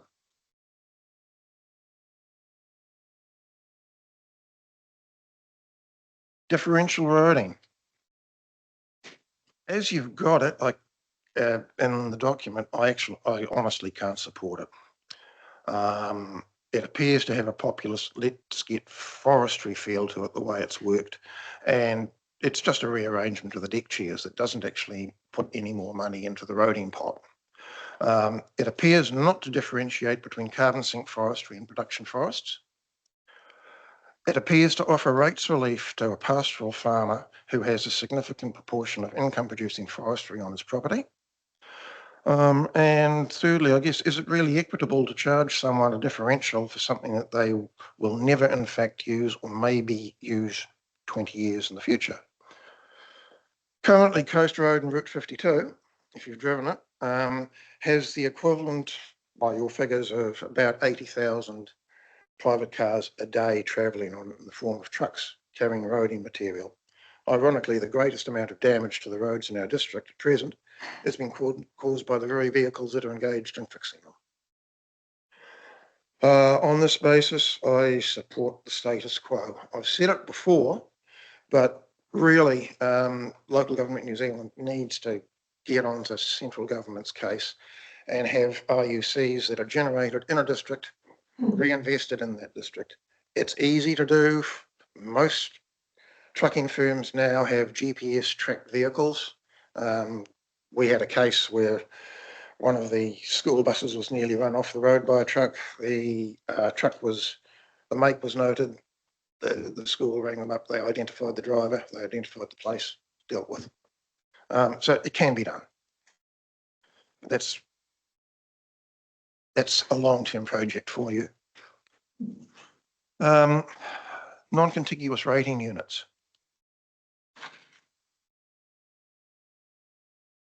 UAGC ensures that each rating unit in the district contributes a minimum amount to the general rates for assets and services on the district. I understand the basis of the exemption that untenanted titles owned by one individual have only one potential ratepayer capable of using the services. And that appears equitable as those titles still pay all the other rates and charges that are due upon them. The rate gain talked about is 263,000, which amounts, by calculations, to about $24 off everyone but 173 people's rates, and those people get on average a $1,500 unpleasant surprise. In terms of natural justice, is it actually fair for these owners to pay 2 or 3 times compared to everybody else within the district for the opportunity to use assets and services that they probably don't use anyway because of their distance from town? And also, is it fair for the wider community of ratepayers to subsidise it? You have to weigh up who suffers the most from this change. Rescinding this discretionary item offers a minor increase in rates and offers most a small rates decrease. Funnily enough, I actually support it, as long as any other discretionary relief in this or any other area currently offered to any organisation or individual is also rescinded. I don't know whether there are, but if there are, they should go to. One rule for all. Town refurbishment.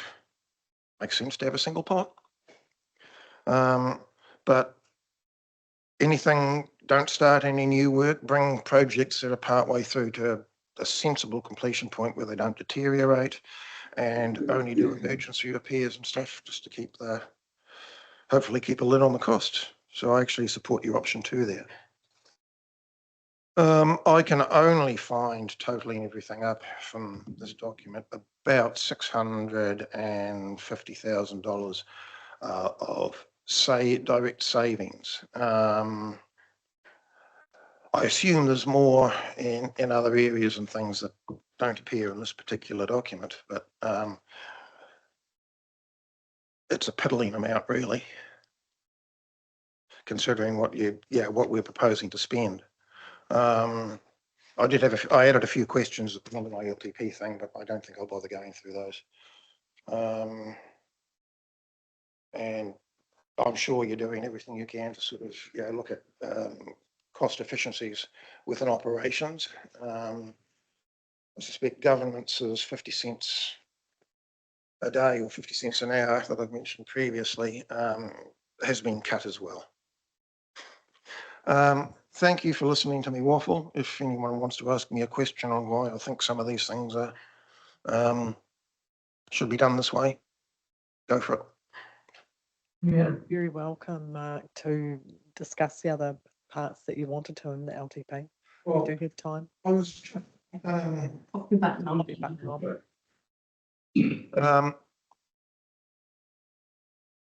developing this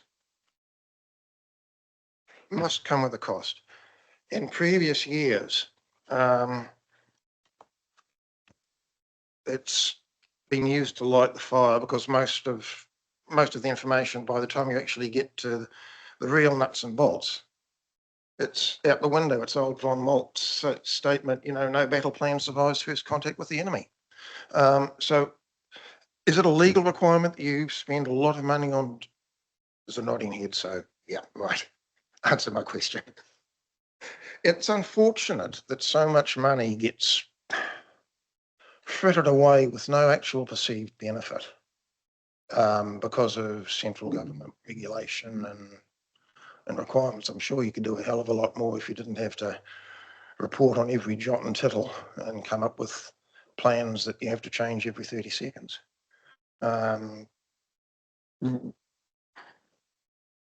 Talking about that, what's the sort of degree of financial confidence that you have in those projected rates over the years? 80%, 90%, 50%? Don't know. it,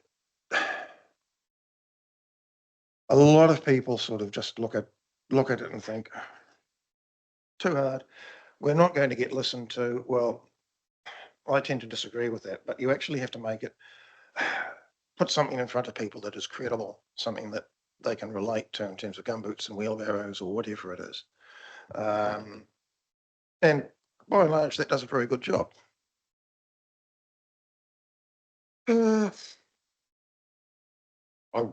I did mention things like, you know, sinking lids, redundancies and not filling non-critical vacancies and stuff like that. That's 5 operations. I'm sure that's been looked at. And you've probably got a handle on saving, what sort of savings could be achieved with these things, but beyond the scope of me is just a humble ratepayer to tell you how to do your business. You tell us how to live our lives. Thank you. Right, does anyone have any questions? Councillor Wards. Thank you, Mayor Tracy. Thank you, Mark. You can appreciate the conversations that we've had over the years, but we've got a lot of things to consider here.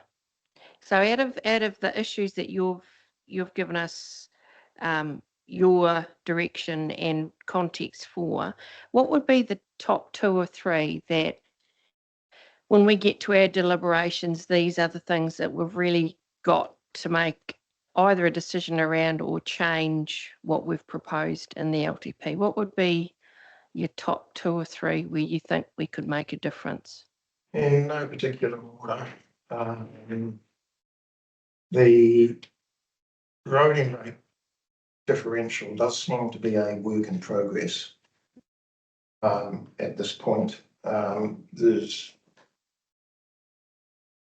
Is that all the detail that we have on it, or what?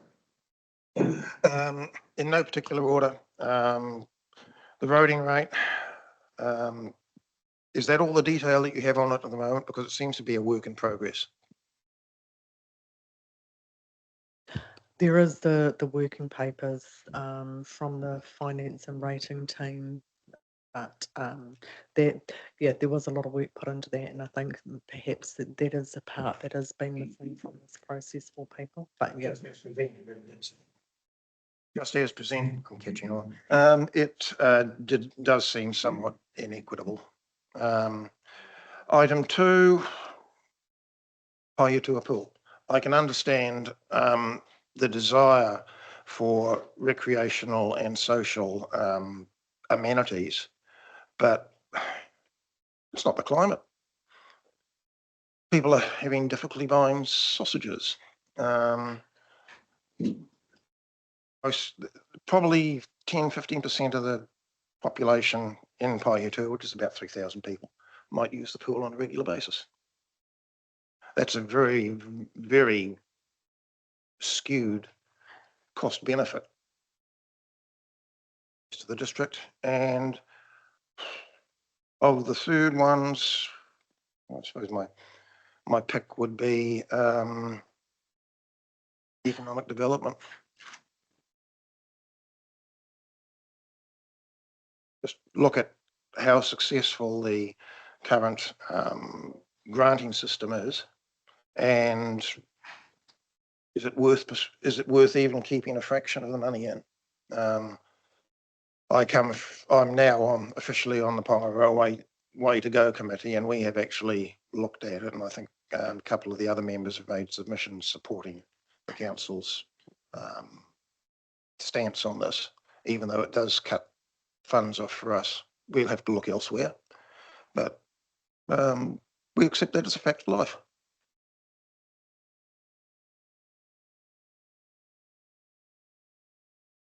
Further questions from Mark?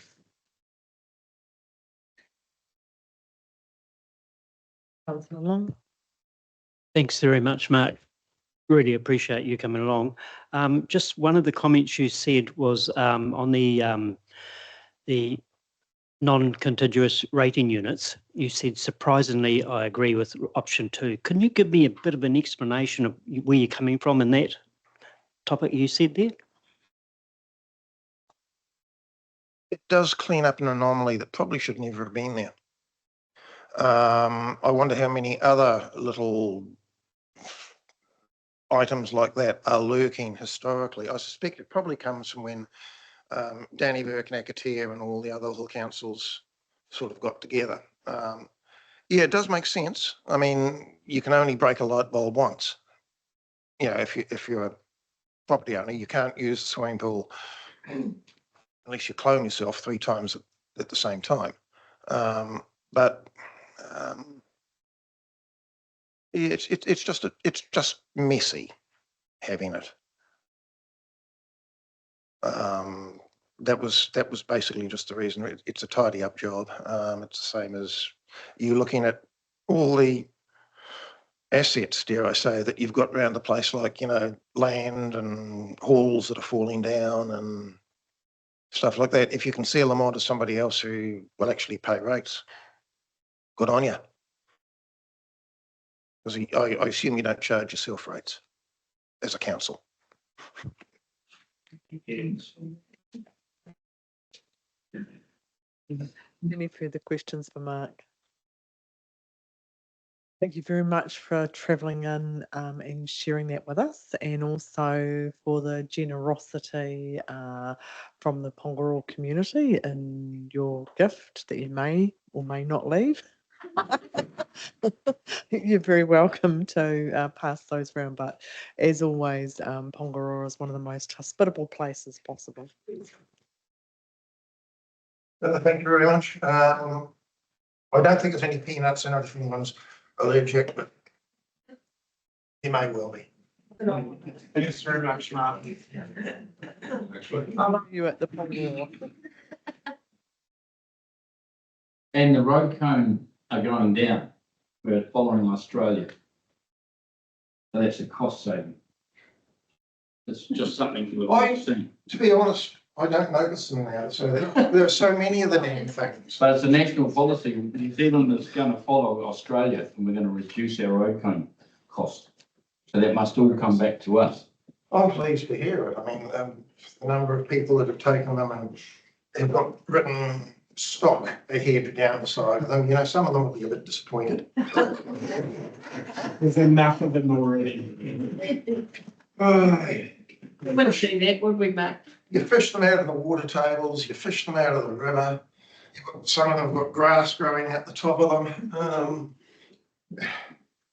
Thank you very much for listening. Waffle. I'll come back later and apologise. Thanks, Mark. Always a pleasure. Okay, welcome to Raylene and Louise from Bush Aquatic Trust. You're welcome to come on in. Yeah, we're almost right on time, team.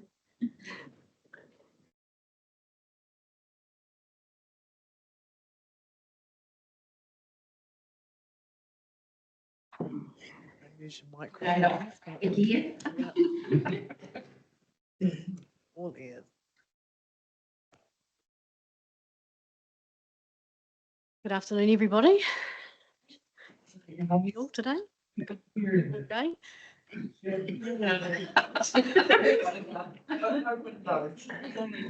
Maybe it's a good thing, Trace. Yeah. Well, it's taken a really long time to get to this point. Certainly a decade ago that the Opus feasibility study kicked off the pursuit of a new pool for Pahiatua. So this process has spanned 3 council terms and seen many faces change around this table over the years. And I do recall some fierce resistance in the early days, and remember the resounding words, "You won't get a new pool in Pahiatua." And at that time, no one in Explore Pahiatua really wanted to take on the pool project. But we did feel backed into a corner with the results of the Opus study being asked by council to make a recommendation on behalf of our community. It would have been easier to endorse the renovation of the seasonal pool, the landlocked site, the century-old infrastructure, leave the council to put a plan together, patch things up, put a roof over the top, and hope to get a few more swimming days either side of the summer months. It would have been easier to think it's not our problem insist paid staff put in the hard yards, all the while demanding a better level of service from council. But that option did seem short-sighted and not in the best interests of our community long term.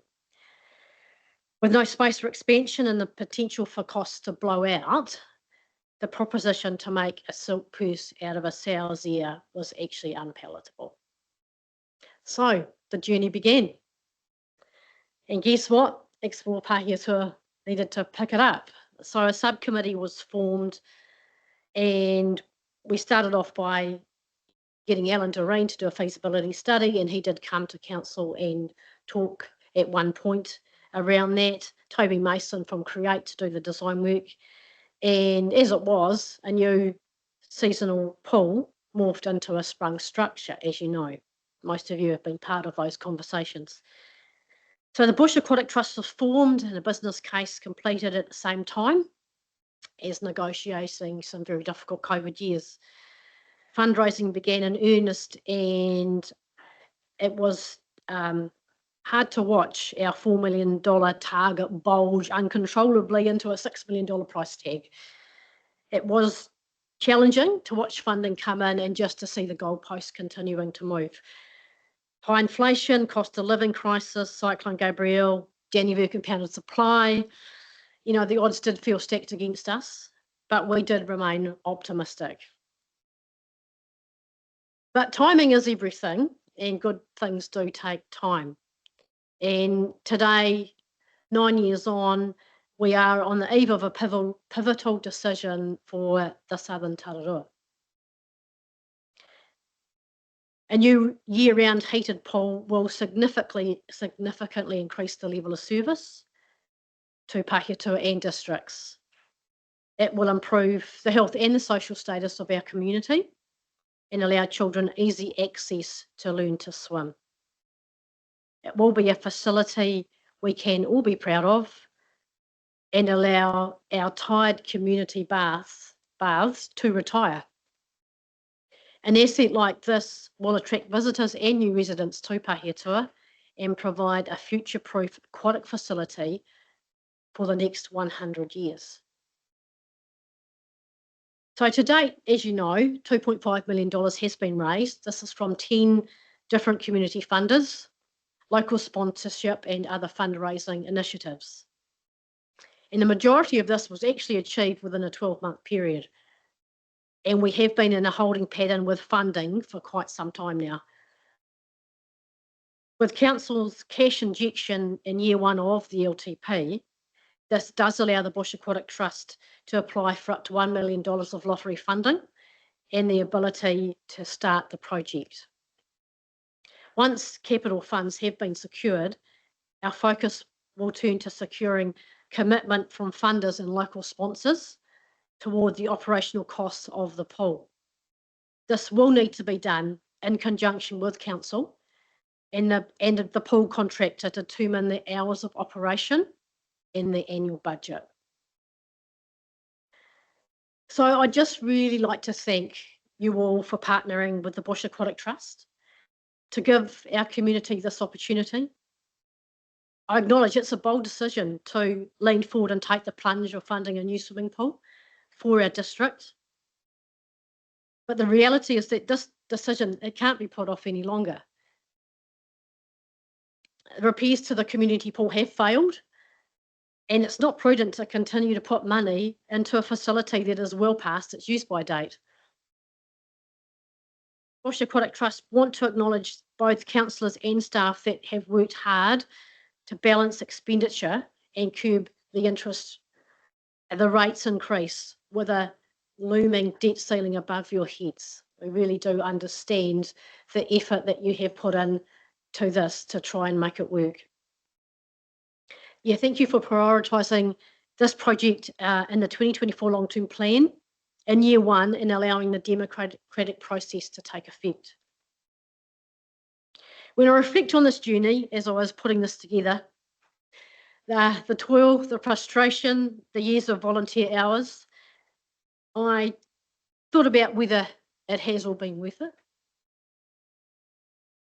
and a few lines from Ralph Waldo Emerson's poem, which I have on my wall at home, which was a gift, a birthday present to me from my family.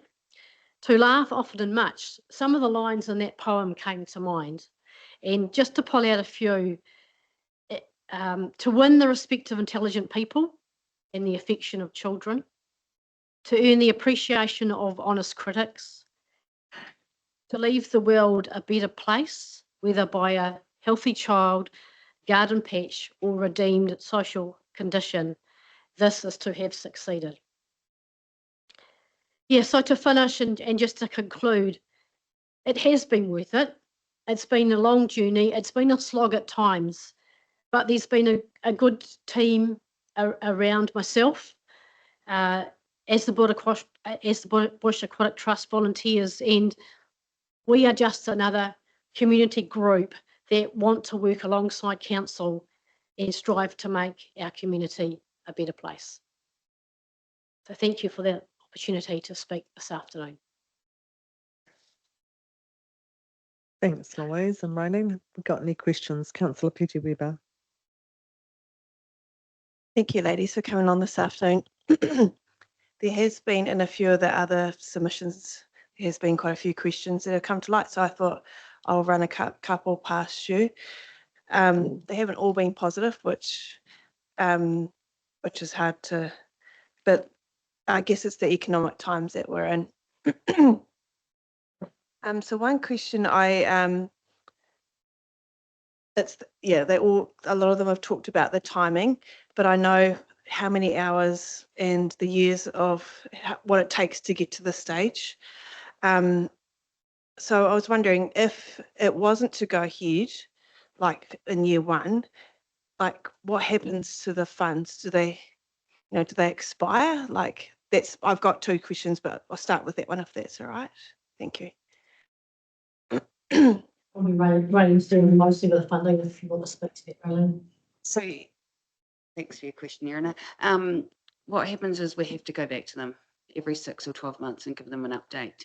And some are not going to hold the funds any longer. Yeah, unfortunately, it's just the way it is. They've got other community organisations, groups that could spend that money now. So we do have that risk of losing that money. Just part two. So if you get the 2.5, because this is another thing that's come up, the 1.1 is that you mentioned about lotteries. Does that enable you to get the extra from lotteries? Is that what you said, Louise? Yeah. Come off again. Yeah, that's what we've been in this holding pattern for quite some time, because lotteries was the outstanding funding organisation we were waiting to apply to, and obviously one of the largest funders as well. But we did start that process only to be told, I think it was 12 months ago actually, don't come back to us until you've got $1 million left to go. And we sort of had heard that leading up. It's quite a standard for lotteries, but we thought, hey, we'll just give it a go. But that's the feedback we got. And I do know that Brian did have a conversation with our FEEC from Internal Affairs around that as well. They also want to know that we've got a preferred contractor as well. So they need to see that council are committed to the project, and it's just about ready to go. Yeah. Thank you for that. Because it has been a question, where is the extra 1.1 coming from? So that just clarifies that. And thanks, ladies, for all that hard work you're doing for our community. Keep it up. Thanks. Councillor Gilmore. Much, Mayor Tracy, and Louise and Raylene, thank you very much for coming along. But most importantly, thank you to you and your group, the Bush Aquatic Trust, for just the countless hours that you've spent on this project. So it's not lost on us at all how much time and effort and energy's gone into it. I do have a couple of questions, and this is also based off some other submissions that we received, and I think it might be quite helpful because I'm a bit newer around this table as well, and it might help clarify things for me and for others. So there has been a couple of suggestions in submissions of why build a brand new pool when perhaps we could use Tararua College's pool that's covered, and it'd be much cheaper. We could enter into some kind of negotiation with Ministry of Education. I'm certain that that's something that you would have considered and you would have thought about and discussed. Is that an option? Yeah, it was definitely something that was quite well threshed out. And it was revisited too when John Ward became the principal of Tararua College, because he was quite keen to see that sort of collaboration from the college's point of view, because it would fix up their dud pool. Not dud, but, you know, a pool that needed a lot of money. That was addressed in the feasibility study with Alan Doreen, and it was acknowledged that schools are getting out of pools because they just don't get the funding from the government to run them and to maintain them. The conversation with Tararua College was that it would be quite difficult to share the facility with the community. And the reality is that pool still needs quite a lot of work as well. And while it's not impossible to have agreements with the Department of Education, it's not straightforward. And there's no learn to swim pool for the college. So, you know, and there's massive issues with their structure. There's no ventilation. The pool itself needs quite a lot of work. I mean, the reality at the end of the day is that it didn't stack up. All the issues around it did not stack up. It's not also, it would mean the pool is not aligned with the rest of the recreational hub, which allows ease of access, not just for the community, but also for anybody visiting the town, especially other sports teams as well. Yeah, so for all of those reasons, it just didn't fly. Yeah. And thanks very much, Louise. That's really helpful to, you know, it sounds like a magical, easy option, but quite good to just have that clarified. Just my last question through you, Mayor Tracy. Raylene, when you were talking about funding, you mentioned that if things were delayed, that perhaps, you know, you obviously know the funders quite well, that we would be at risk of losing some of that funding. How about if, and this has been some other options of rescoping has come through in submissions, and perhaps spending some money on fixing up the current pool, and I know, Louise, you spoke to that beforehand.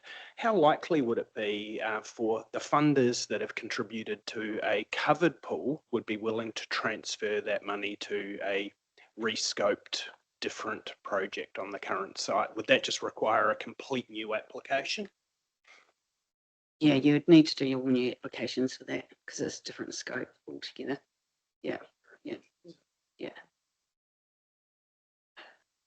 Councillor Johns, then Councillor Wallace. Actually, Councillor Gilmore covered the question regarding the college pool. So only one other question. You do have the respect of intelligent men, but what are you going to grow in your garden plot?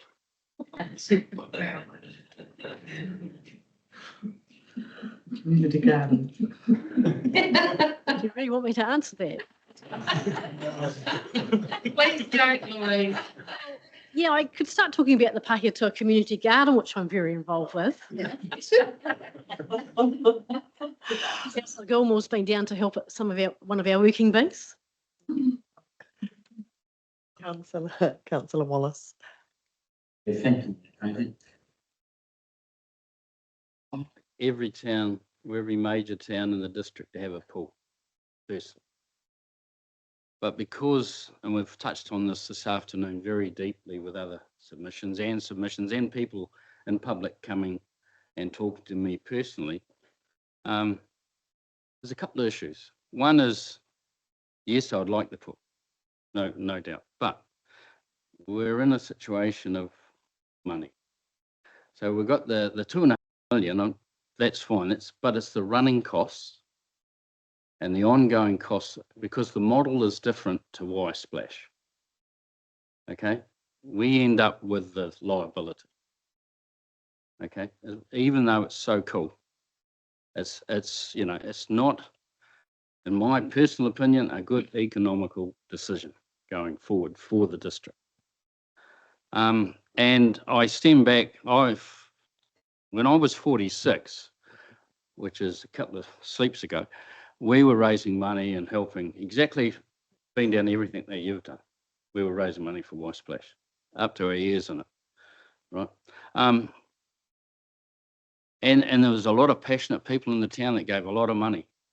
And it was, when the foundation of, and I'll just give you a quick bit of history. We had to do that or not? Steve, you really can only do clarifying questions. Sorry. Yeah. When do we do that? Next week. Next week. Okay. We can. Councillor Franklin. Thank you, Your Worship, and welcome to you both again. It's lovely to see you back here for the, I don't know how many at the time. Just a couple of points that I'd like to get clarified by you that were made in statements today that left me a little bit perplexed, and I thought, well, you might be able to set us straight. And one of them was that that Bush Aquatic Trust has already stated that Pahiatua children will be able to swim in that pool for free. You that one before? It sounds like a little bit like Chinese whispers. Where that would have come from is that because for the last maybe 3 or 4 years, the current seasonal pool has offered swimming for free. There is a motivation from that committee to continue to be able to offer free recreational swimming throughout the summer months. And what has been mentioned is that the Bush Aquatic Trust would apply for funding to try and subsidise that through a period of the summer months. There has been no formal commitment to say that swimming is for free. Somebody has to pay for it. That's part of the business model, but we would be endeavouring to try to subsidise that throughout those summer months through various funding options to try and continue to offer that to our community. It may just be for a couple of hours in the afternoon. It might, who knows what that could really look like, but. Thank you for that, Louise. The other thing that was said that really I couldn't explain fully, but you may be able to, was it actually said in the statement, it is noted that Bush Multisport distanced themselves from the pool project some years ago. They put pencil to paper and saw the enormity of the resource drain. So, if you could clarify that, because I can. Yeah, I can answer that. Thanks, Alison. A letter of support came from Bush Multisport to council about this many years ago. Yeah. I can try and find the letter if you want. It'll be on file somewhere at Bush Multisports, but there was a letter that said that they supported it fully. Thank you. And I did explain to them this morning, they felt that it was in a completely different location to Bush. How it's spread across that, what was the sale yards land, the council kindly gave back to the community. And the last one was, it says, it says here that it is stated in the XYST business case is a desktop report, print, nipped, tucked from so many sources, reliable or otherwise, that upon reading and back referencing to earlier reports, one tends to get lost in the mire. So I just wondered if you had any comment to make about that. So this goes right back to your business case. I'm a bit confused. This is somebody's comments about about the business case. I just wondered if you could kind of give us a little bit more background on the business case. Could you answer the question? It's the same deal, isn't it? We're deliberating. No, it shouldn't. Councillor Franklin's clarifying a question around the business case. Yeah, I was gonna. we're leading to it. Sorry. Right, yeah, so no, the business case was undertaken by Exist, and it was a document that has been very thoroughly put together. It quite the opposite of being nipped, I think was the words, and trimmed down. It was a document that pulled together all the work that had been done to date. All the surveys, the previous feasibility, 2 feasibility studies. It looked at business models for a pool like ours. It put together an operational budget. It looked at asset replacement over the next 50 years. So it looked at, undertook the, gave the options for governance structures. So it's an extremely comprehensive document that cost about $16,000. So there's no way that that document has been chopped and abbreviated and pared down.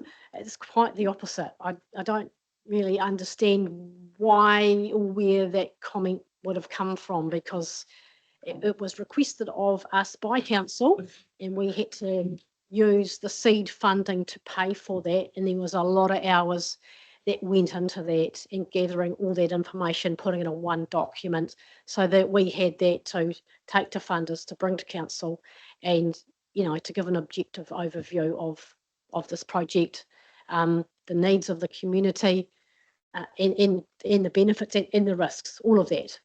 Yeah, does that answer your question? Thank you, Louise. It's not my question. It was more for the councillors to hear from you to counter what was said this morning, because it concerned me and I don't know the facts. So that's why I've sort of turned that into a question. And I think overall the greatest concern that we heard today was operational costs going forward. So anything more you can say about your plans for that would probably be helpful too. Yeah, well, as I mentioned earlier, planning for the operational side of things, that needs to be done in conjunction with council. In the business plan, because the original operational budget deficit was so large, I went back to the writer of the business case and said, how can we do this differently? Can we just look at opening the pool for certain hours? And he said, absolutely. That's how I run my facility, which was a private learn to swim over in Taradale. So we put together a programmed budget, which means we looked at just opening the pool at certain times of the day. Therefore, you can minimise staffing costs and maximise occupancy when the pool is likely to be used and it's with the most number of people coming through. There's no point opening at 6 o'clock in the morning and you've got a couple of swimmers in the lane pool, for example. So those efficiencies were looked at, and I think really that's what was a real turning point for this project, when we realised that we don't have to have a swimming pool that is actually open 12 hours a day, every single day of the year. You know, we can manage this facility, council can manage this facility as it sees at an optimum point to manage the costs, manage the operational costs, which largely are staffing and heating the pool. But you know, you can manipulate the staffing costs, find that optimum balance between level of service and cost. So there is something that you actually can control, have a certain amount of control over. So those conversations need to happen once we put together a project team, a steering group and a project team. Look at actually how council does want to contract the pool, manage the pool, and actually put some new budgets together, and then we can go away, take that information back to funders, look at local sponsorship to mitigate those annual costs moving forward. But we actually can't do anything at the moment until we have more information and more detail on what it's going to look like. But yeah, there are certainly options around how we do that. Councillor, I'm going to go to Councillor Long and Councillor Gilmore, and then Councillor Wallace. I'll come back to you if you want to formulate your question. Through you, Mayor Tracy, just carrying on from that, was there a budget ever made for operational costs for year 1 or 2? Oh, absolutely. That's actually in the snipped business case. Yeah, it's there's three years of operational budgets in there. What is the first year's budget? I thought you might ask me that. And I honestly can't remember right off the top of my head. I can get back to you on that one. Obviously in the first year, when you start up any business, the cash flow is slower. And we had requested from council, and it was actually agreed upon that the proceeds from the sale of the current pool would go towards cash flowing the operational costs in the first couple of years of the pool. Councillor Gilmore. Thanks very much, Mayor Tracy, and thanks for all of the information. Councillor Franklin's covered a few of my questions, but I did just want to touch quickly again on the operational costs, because I think that's quite front of mind, for many of us, and it certainly won't be lost on anyone around the table that everyone's contributing $1,000 a day towards Y-Splash at the moment, and so really encouraging to see that that we've been looking at optimising the proposed Paeatua pool to hopefully come in. I can't remember that number off the top of my head either, but I know it was substantially less than that. It was substantially less than that through that optimisation and being a newer function. So let's say around 60,000. My question is, you're talking about going out to try and fundraise for some of that and get community sponsorship. What's your degree of confidence that we'll get at least some of that operational cost subsidised? So I know you can't guarantee it, but you're very experienced in this fundraising business. I mean, we can tell by how much you've found already for the pool and every other project you've delivered in Pahiatua. So based on that experience, what's your degree of confidence? Thanks, Scott. Yeah, I'm confident that we can get money for operational. I've done it in the job at Bush Multisport and got money operationally there for costs, and because it's going to be situated in a facility that's servicing a lot of the community with different sporting, you're more likely to get it than having something isolated in isolation. So yeah, I'm confident that we will be able to raise operation.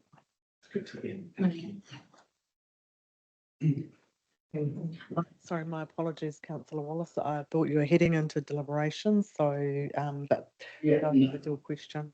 Yeah, the question is, it's pretty much the same. This is an identical format of how Paeatua, and I can take my hat off to you, 2000, right? You remember the Shooting Stars project?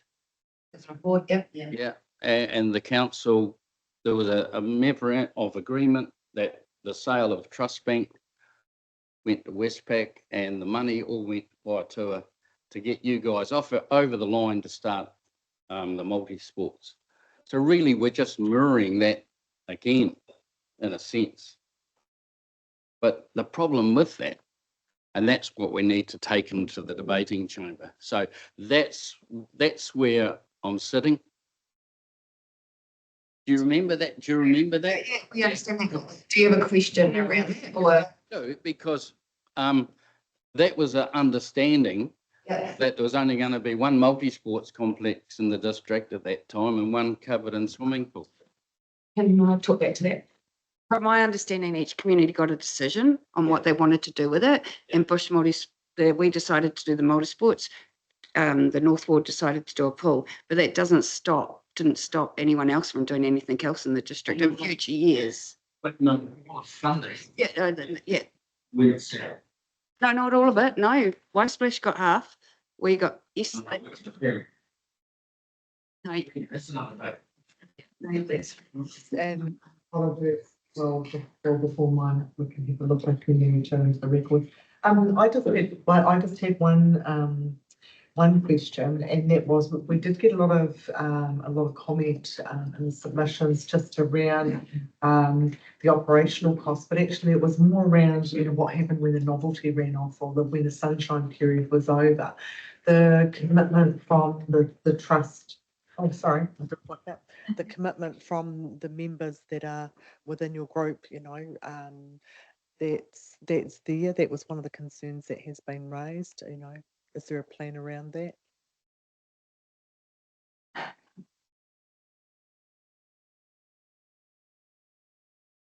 So you're referring to the current trustees on the Bush Aquatic Trust?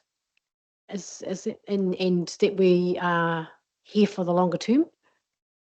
Where do I have to sign, Tracy? It was just something that came up a couple of times, and I just thought I'd ask that, so you had that opportunity. That's fantastic, because I can respond with that. I mean, but like any organisation, obviously there needs to be succession planning, and there will be succession planning, but we're not going to start something and then walk away from it either. I mean, it's not lost on me. I feel a fair amount of responsibility on my shoulders, to be honest. You guys might as well. I'm sure you do, but actually I do as well. I really do. So, I'm committed to making this work. I mean, we're asking a lot, and we're not lost on that. We're not lost on that. We just tried to solve a problem in our community, and with that, work with council to achieve it. We can't achieve it without you, but I actually don't think you can achieve it without us. There's not always going to be the same people sitting around this table. There's not always going to be the same people on the Bush Aquatic Trust. But at the moment, we just have to make the decisions about what's in front of us and do the best that we can while we actually have these mantles and these responsibilities. And yeah, look, it will be at some stage it's other people's time to take up the baton, but we all want to see good transition in that process as well. Thank you. Did you have anything, Councillor Sutherland? No. No. Councillor Franklin, last, and I'll make this the last. Thank you, Your Worship. That was really good that that question was asked, because there was another statement made today that referred to 2 people who'd been involved who've left the district. So I'm picking from what I heard that was reference, I think, to Stan Walland and I think Caroline Donald. Would you like to tell the council what those 2 have done from Masterton and Fielding since they left Pahiatua, and how long ago? Yes, Stan Walland, he moved to Fielding not 2 years ago, maybe? Yeah, 2 years ago. And Carolyn's been down in Masterton with her family for at least a year. But they continue to be very engaged with the Bush Aquatic Trust, and they are both members of the current committee that run the Pahiatua swimming baths. So they're extremely passionate about this project. And yeah, I mean, their commitment and their enthusiasm and their support hasn't waned just because they actually don't live in Pahiatua anymore. So they continue to be very proactive members of our trust. Thank you for that, Louise. That really coins the phrase, doesn't it? You can take people out of Pahiatua, but you can't take Pahiatua out of the people. 50 years, maybe. Right. Thank you very much. And I know, councillors, that went over time, but I thought it was really valuable to have all those questions answered while you were here, and certainly would help us. So thank you very, very much for not only the work that you have done, but that you continue to do in the community around swimming, and especially to members like Stan, who is just so passionate about children's swimming, and Carolyn. So pass our thanks on to them as well. Thank you for coming up today.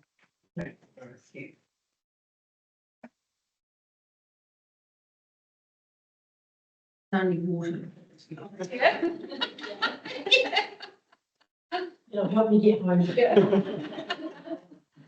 Still everyone else drinking, yeah. Thanks, Ravy. Thank you. Let's go home and change my phone. Thank you very much.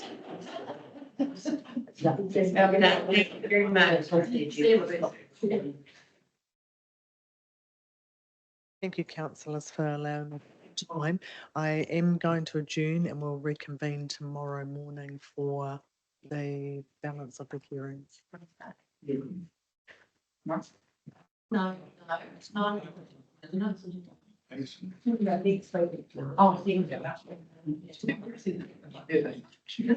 9 o'clock.